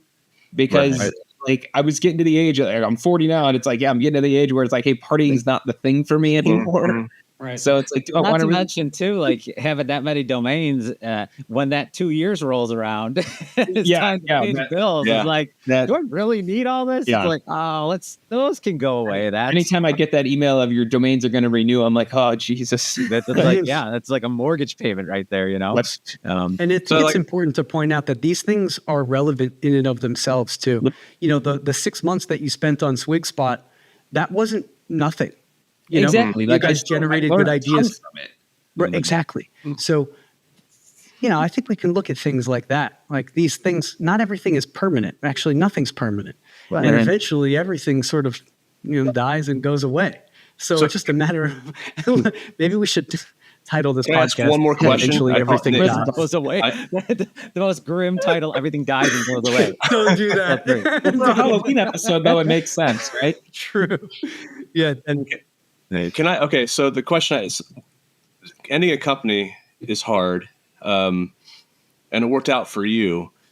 How do you discern? Because it seems ideal. Like this can't happen for everyone. This is not a realistic, outcome for all people. That you wanted to do something else. Sometimes there's like a have to do type of thing. Like, and understanding the difference between want and have to, I think, is kind of a hard thing to grapple with. How do you discern between what you want and what you need to do?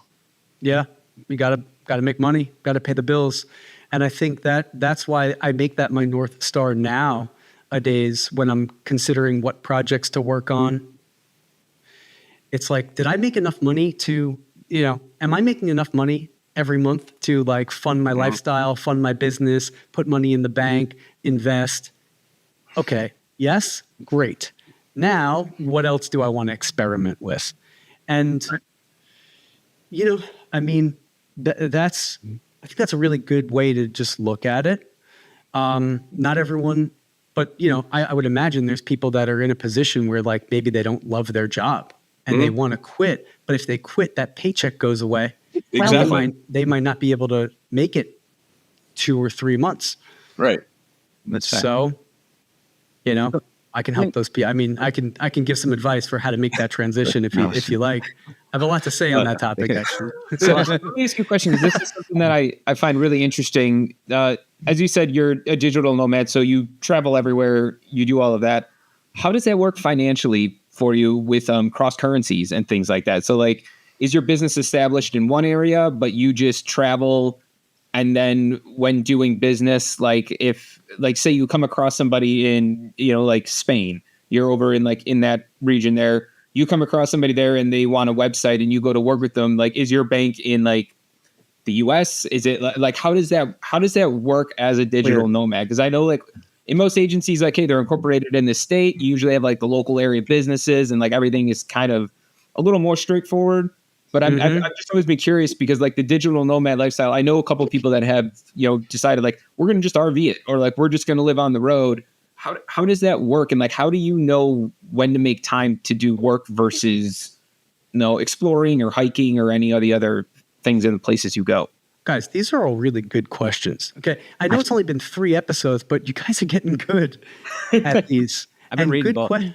Good questions. I mean, there's Nick, but AJ and I support him quite a bit. So well, it helps. This is a solid question, and this is a 2-part question.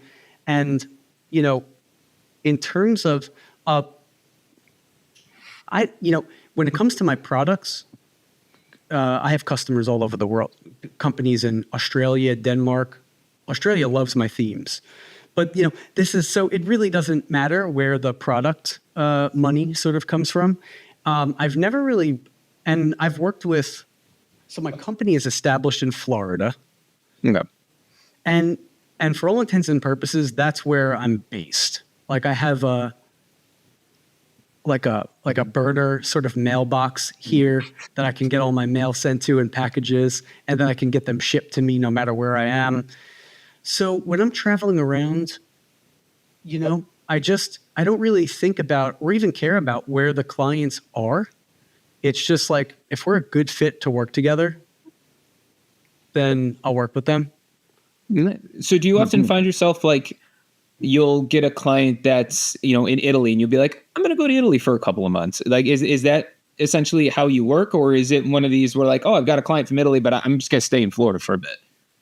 Yeah, I travel. I travel based on where I want to go and where my other digital nomad friends are, or what places I want to spend time in. Like, I became really interested in Portugal last year. I don't even know why, but I just did. And then I went to Portugal for 4 months and worked from Portugal. So I have no business in Portugal, but I lived in Lisbon. I went to Madeira and then Lisbon. I stayed in Lisbon for 3 months, Madeira for a month, and it was incredible. And I hung out with all these digital nomads there, and I worked on my businesses and built product, and it was awesome. But I wanted to answer the second part of your question, because I thought that was really important, which was, how do you know when to work, right? Well, and this is important if you're a solopreneur, and this is what I was talking about before, where you have to put your CEO hat on, and you have to steer the ship. And my first digital nomad trip was in 2017. I went to Bali with a big group of 30 other digital nomads, and we all worked from Bali for 2 months. Wow. And my little crew, we were all starting businesses. That's when I started my agency, my HubSpot agency in 2017. And we were all kind of starting businesses, and I was working like 8, 9, 10 hours a day during the week in Bali. And all my friends wanted to go and like party and go to the beach and do stuff. And I was like, guys, look at what we're doing. This is amazing. We have this privilege of being able to travel and work. Because this was in 2017. People didn't really know. The digital nomad stuff was still pretty new back then. Right. And I was like, guys, if we're going to earn this privilege of like being able to travel the world and work on our stuff while we do that, we have to be disciplined. And that means deciding for ourselves how we're going to make money and when we're going to work and when we're going to chill and have a good time. There's a lot of distractions in Bali. It's a beautiful place. There's so much to do. We have to stay focused on the primary goal, which is making consistent money so that we can continue to have this type of freedom. That's awesome. That's cool. Now, in the interest of time, as we start to put the plane in position to land, let's talk about, because you brought up Drive, let's talk about the skills that pay the bills, or at least that pay our bills. And that would be getting into HubSpot and essentially like gravitating towards HubSpot. At what point, and I honestly, I don't know personally, because I think when I joined HubSpot, Drive was already a thing. Your independent agency was already a thing. And you may have just started to submit stuff, but when did you decide, like at what point in that part of the journey, which is probably, I think, like I'm looking at the timeline here, and I'm guessing it's somewhere in that 2017 range and beyond. Like, what gravitated you towards starting to focus on HubSpot and its ecosystem? Yeah, solid. When I started my agency, I started as a marketing agency because I was like burnt out on coding. I was coding way too much, and I wanted to get back into my SEO and PPC. So I started as a PPC agency. And I would say I launched it in early 2018.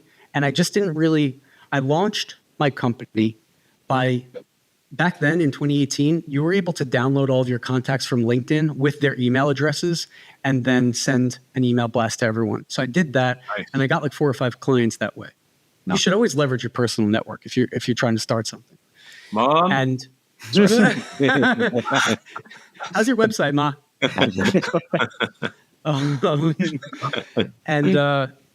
And so, I did that, but I also, bad boy I am.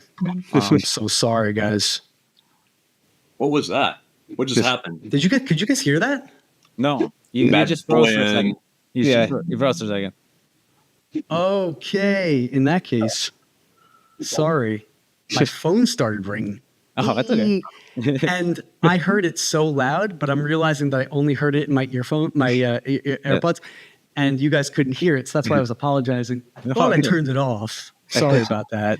Rookie mistake. Rookie mistake. I put it, oh man. Okay, well, there's always room for improvement, right? And the next one, I'm going to be better. I have the thing on Do Not Disturb. But when I launched the agency, and okay, I'm doing all this stuff. I'm running ads for companies, but I still felt directionless. I didn't know where I was going, and that was very frustrating for me. And I still had this desire to combine web development with marketing. I'm not just a developer. I'm not just a marketer. I'm really both. And it's actually so hard to figure out in a practical way how to merge those two together. Right. Yeah, right. So I started listening to agency podcasts, and in 2018, late 2018, I heard about HubSpot, and the way these guys were talking about HubSpot, it just piqued my interest. I was interested. So I started researching HubSpot. Coincidentally, at that time, my best friend's wife asked me to build for her company a HubSpot app. And I didn't know how to do that, but I said yes, because I figured I'd figure it out. So I took on a HubSpot project at the same time that I was discovering HubSpot. So as I started to learn more about HubSpot, I discovered the partner ecosystem. And I became a partner because they put you through this like boot camp to train you up to become an agency. They like teach you how to think about profit margin and just all this stuff that I didn't know about. And I really liked HubSpot's ethos and the way that I liked the approach that they took when they were training the agencies that become partners with HubSpot. And I just thought, like, you know what, whatever, this is going to cost some money to become a partner, but I really feel like this is going to give me some good direction on like a direction to go in.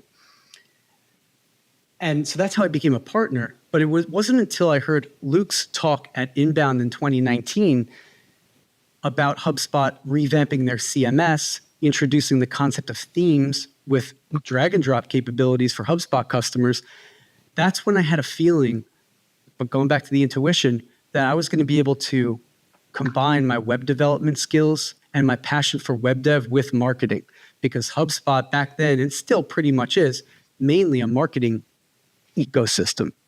And I thought it was really cool if I could be a developer in a marketing ecosystem. That'd be a really good way to blend my two passions. That's awesome. Yeah. No, that's beautiful. That is absolutely Cheers. Yeah. I mean it, man. I really do. What made you, along those lines then, at what point did you decide that, because, originally and I mean, this could just be because this is what I know of with speaking with you, but like starting on the template side of things, at what point did you decide that like, you know what, I'm going to start focusing on apps, maybe as much as I've been focusing on templates? Was there a point where you were just like, app cards, that's it, I got to start? Is it like something like that where you just, the switch just flipped and you were like you said, that entrepreneurial mindset, like that's the next thing, I got to move there? Well, I love product development. I love the concept of it, because here's the thing, going back to Dennis's thing earlier, if we're going to escape the economic prison that we've been born into, then we can't trade our time for money.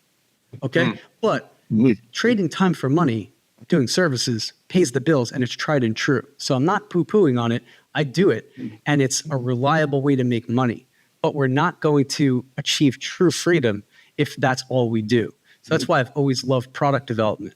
And when I built my first theme back in 2020, in the early days when it was basically just me and you, that's what it felt like in 2020. Of like, is it just me and Nick figuring out marketplace right now? That's very nice. And it was kind of like the epiphany that I had when I generated my first lead with the mortgage website, when I got my first sale. And it was a big sale, $825 or something. It's not a small ticket thing. It's not a huge ticket thing, but it's $1,000. It's a lot of money for a customer to pay sight unseen. They didn't even get to try the theme. They just bought it. And I saw my first Stripe notification pop up on my phone that I made money, $825 for my theme.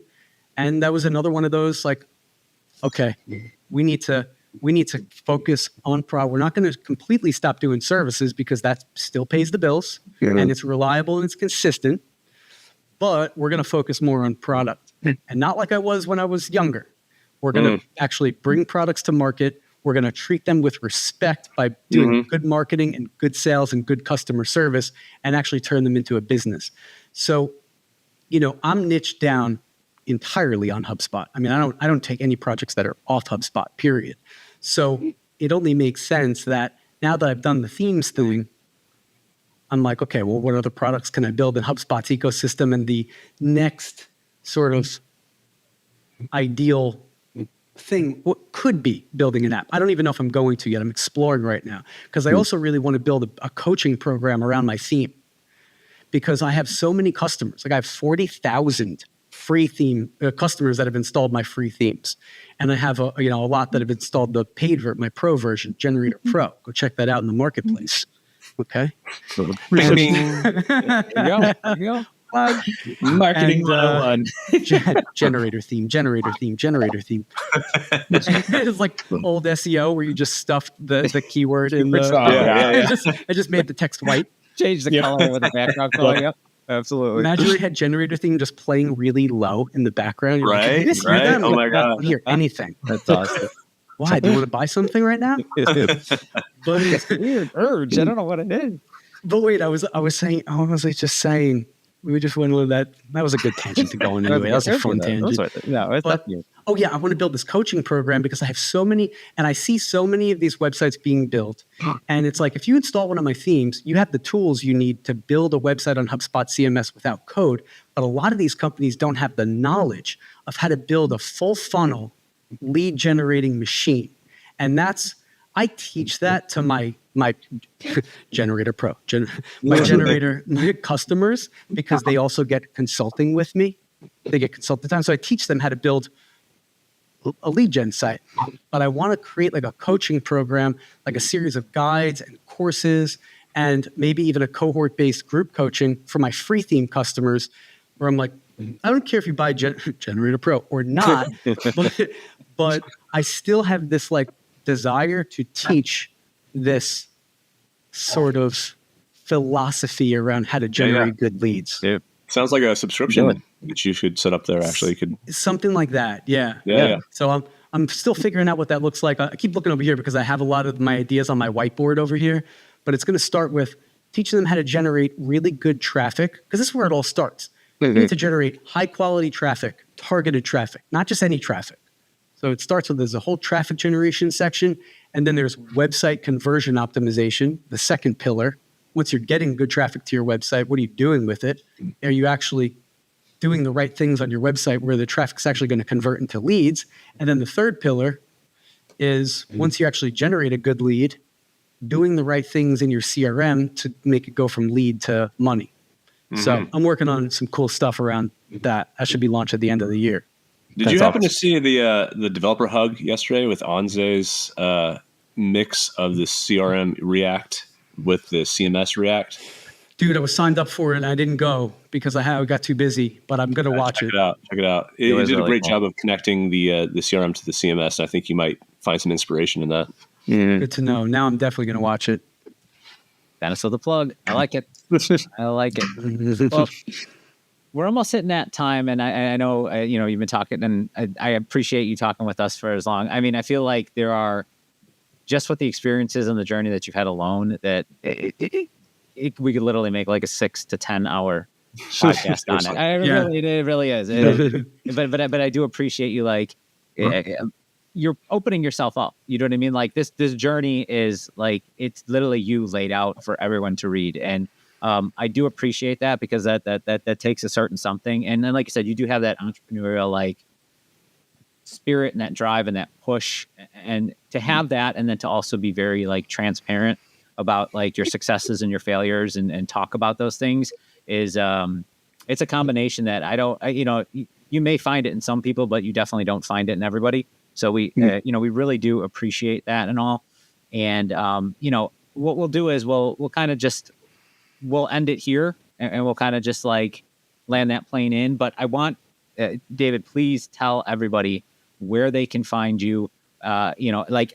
we've mentioned the template marketplace, and you definitely people should. And you have a theme or something there? What was that? There may be one of a certain I don't know name. if I talk about that. I've never heard the It was a name. Generator Pro, right? Generator.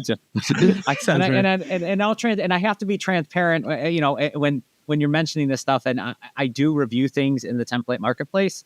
This has no bearing on anything whatsoever. Like I do say this is just someone who appreciates like building websites, building themes, and things like that. Generator Pro is a great theme. And I know that's I have to be very careful there because I am the one that reviews themes. But no, I do appreciate like a lot of the things that you've done in the template marketplace, and then the things that you've like the example that you're giving with the building kind of like almost like an instructional to go along with. Honestly, I find like a lot of people, and this doesn't even have to, it's not even really HubSpot related, but people who do, whether they go to any other marketplace or any other thing and they say, well, I've got this website now. Awesome.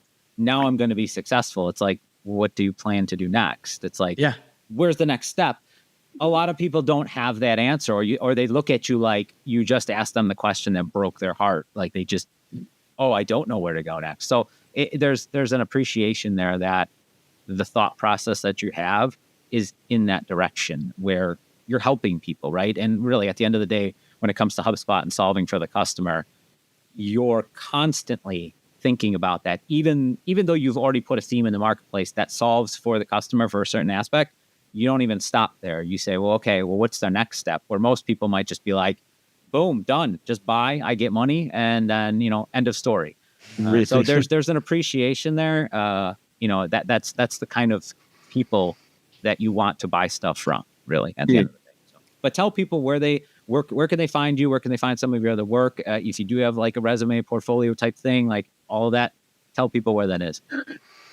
Yeah, I mean, let's connect on LinkedIn. LinkedIn, I'm Dave Roma on LinkedIn. You can go to daveroma.com. That's like my personal website.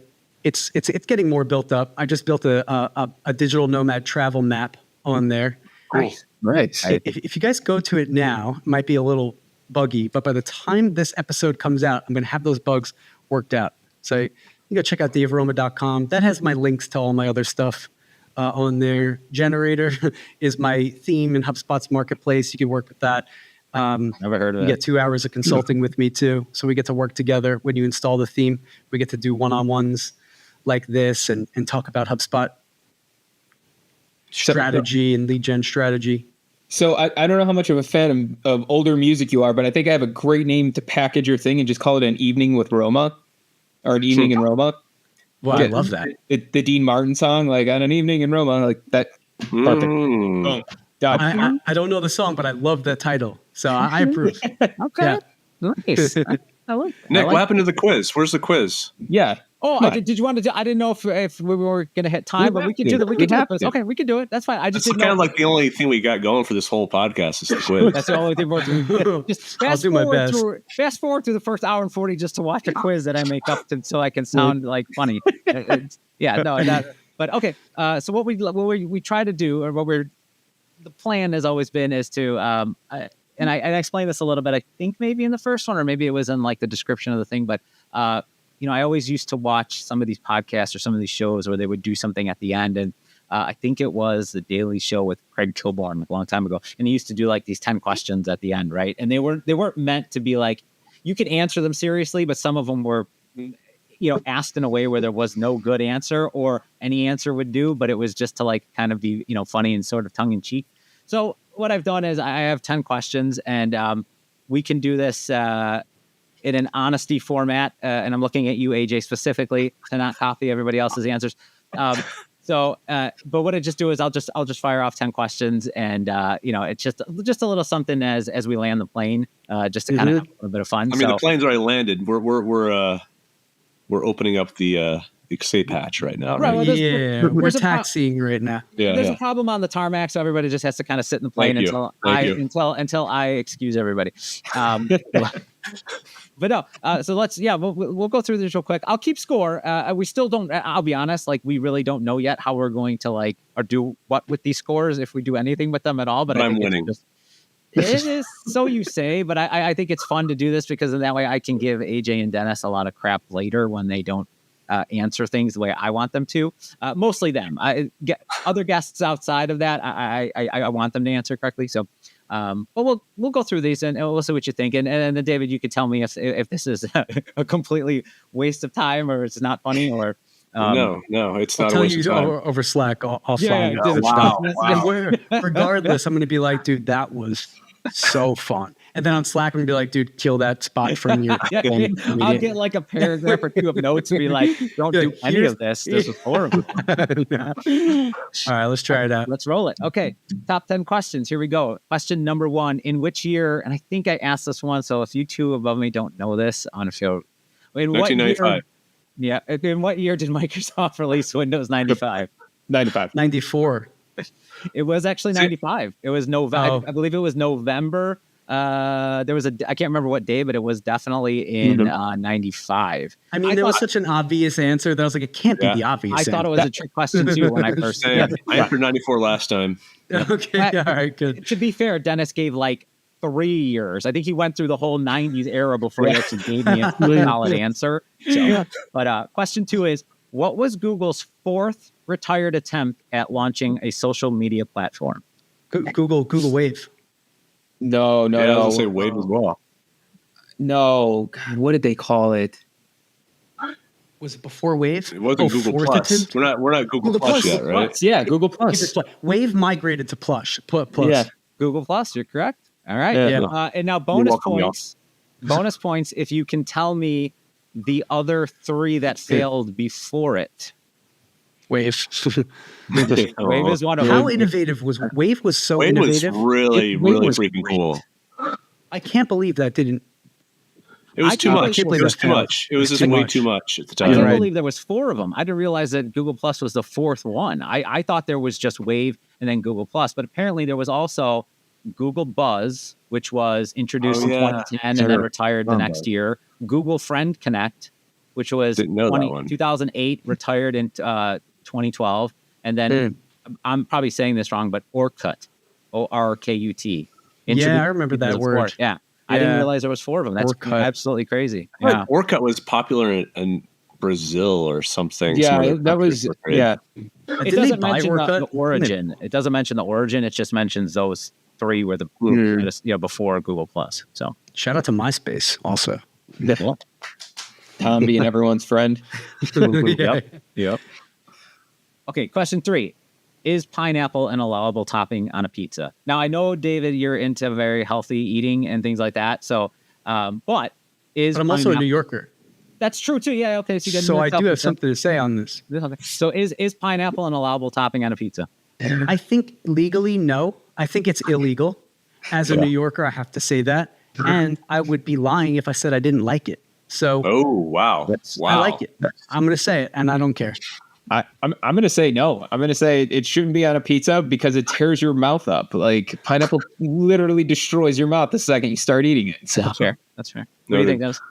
I actually exactly like David on this. I don't think it should be legal. I would slap it out of the hand to someone on the street in the city. But I've also enjoyed it at parties. I'm pretty sure. Right. You shouldn't eat this. Let me take this away from you. Yeah, exactly. Yeah. No is an answer we'll accept. My daughter loves it. I can't stand it. I absolutely can't stand it. But she's not old enough to watch this stuff anyway, so it's fine. We're good. So for question 4, what was the most downloaded app, since we're talking about apps too, of the 2010s? The most downloaded app store, like iOS App Store? Just overall, app? And I think in aggregate. I'm going to go Facebook. Instagram. Wow. It's got to be something else, actually. Maybe it's the weather app is on default. Dang it. I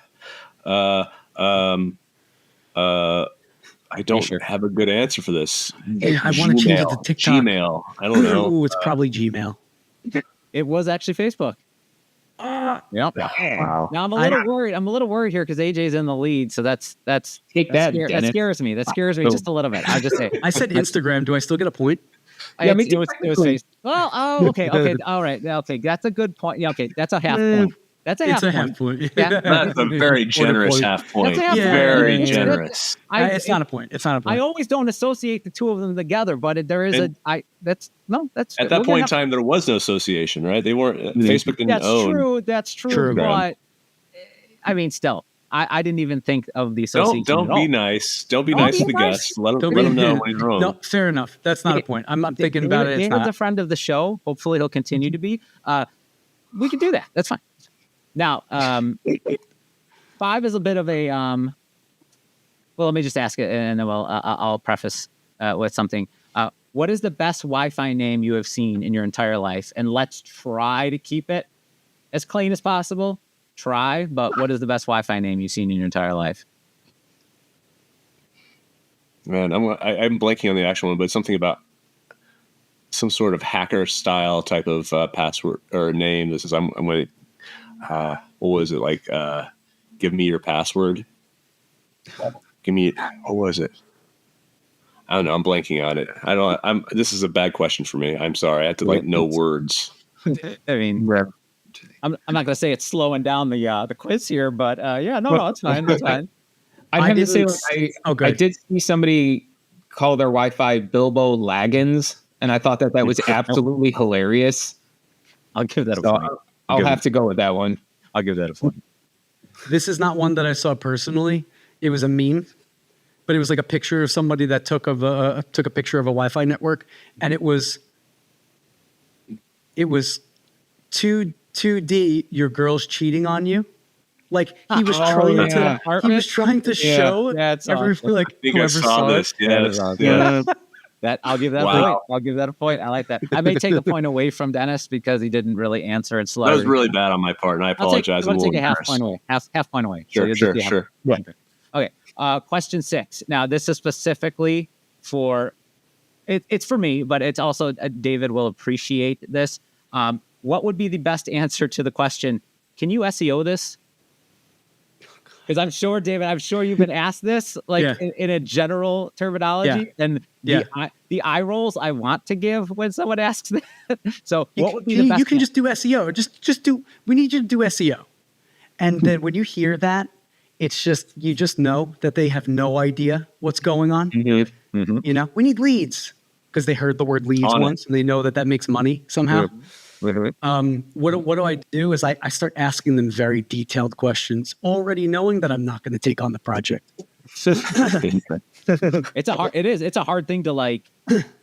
The expectation there is it's just a quick story. We were building a website for a realtor, and they handed me this sheet, and it was like a printout of like a Google Doc. And it was just this, it was like it was like this, it looked like this paragraph, like she had written like a 1-page story. And this was towards the end. And I'm like, well, what is this? And she goes, this is for the SEO. And I said, what do you mean this is for the SEO? And I'm not reading it. I'm just looking at the enormity of it. I'm just like, what is that? I'm like, what do you mean? And you're like, define the SEO, please. You know what it was? How do you define that? It was comma separated terms she wanted to rank. Wanted to rank. No, I don't want to like call anybody out, but like they wanted to rank number 1 for, and it was like Chicago White Sox, Chicago Bulls, and I'm like, and I'm looking at this, and I'm like, this really is impossible. Well, what do you mean? It's SEO, and at that point, that is where I think my mind just fell out of my ear. Like I just didn't know, but you don't know how to answer those questions. You know what I mean? Here's how you answer it: you assess their budget. If they have enough budget, we can do any kind of SEO you want. That's fair. But then you have to also assess, are they going to be a nightmare to work with? Because if they're not, and they just need education, and they have money, and they're okay with you educating them and making good decisions about SEO, then I'll take on that project. But more times than not, to your point, if they're asking you to SEO something where they're giving you a comma separated values with, terms that they shouldn't be ranking for, it's typically a red flag. Yeah. See, this is a dual screen. We got David, the optimist in the room, whereas Nick over there with his mind falling out of his ear is clearly the pessimist. You need both. Balance. I'm really the pessimist. How would you answer that, Dennis? What do you think? On it. Got it. On it. Yeah. I just usually ask them like, define what you mean by SEO. Like, what is it that you're looking for? Because like that to me, like I basically make them try and spell it out, and then that's where I will course correct and be like, hey, what you're referring to is actually this. It's not that, or you help them realize it. Yeah, I'm a take the money and run type of guy. So like if I can just get that check and I can say I did something for SEO. That's fair. Everyone, silence from everyone who is actually. I'll take all of the answers. Let's go to number 7. GIF or GIF? Yes. GIF. Wow. GIF with a J. Oh, David. You're a friend of the show, David. I don't know if I can. Oh man, you're putting me in a spot here. You're putting me in a spot. I don't know. And I'll die on that hill. All right, I can't give you. You just did. I can't give you points for that, and I'm getting real scared here because AJ hasn't gotten anything wrong yet, and that's not the intent of this. It's usually for AJ to fail. Spaces or tabs. Okay, number 8. What is the greatest fear of programmers? The semicolon. That's fair. You forget one of those, that's fair. Everything can blow up. Okay, Dennis, what do you think? Being proven that you're a fraud. All right, I'll give you that. I'll give you that. What do you think, David? Yeah, that's the direction I was going into. The root of imposter syndrome, being judged by your peers. We've also accepted forgetting to save as well, because I do that on a frequent basis, and that really ruins my day. And I'm not going to give AJ a point because I don't want him to get a perfect score on this, to be quite honest. I will literally say this on his behalf because I don't want him to get that. Question number 9. So we're almost done. So if this does suck, we're almost at the end. In what year was eBay founded? 1994. Ooh, I was going to say 1996. I'll go 5. I'll go 95. Why not? I'll go in the middle. Why are you getting all these right? It was 1995. I don't. Perfect score. He got a perfect score. Technically, I'll put in parentheses, but I really don't want to give it to him. Honestly, I'm never going to hear the end of it at the end of the day. No, Dennis isn't either. I'm gonna ride this all day long. This is awful. This is awful. I didn't record any of this, so we're all good. Plus question number 10 is not exactly like. Okay, here we go. What is a skill you think everyone should have? Well, according to David, sales seems like the answer. If we were reflecting upon the past hour and a half, I'll give you that. I'm gonna go in a deep level and say listening. You have to be able to listen in order to be able to either perform what you need to do or accept feedback and iterate and things like that. You have to be able to listen to people. Shut up, AJ. I love that. I love both of those answers. I'm going to go deep too, and I'm going to say you should discover your passion and what really lights you up and excites you, and then skill up in that thing, whatever that is. Yeah. Why does everyone make you look like a dumb, like a fool over here? Sales. That's what I said. You're a man of few words. It's all right. We get it. It's fine. It's all right. No, great.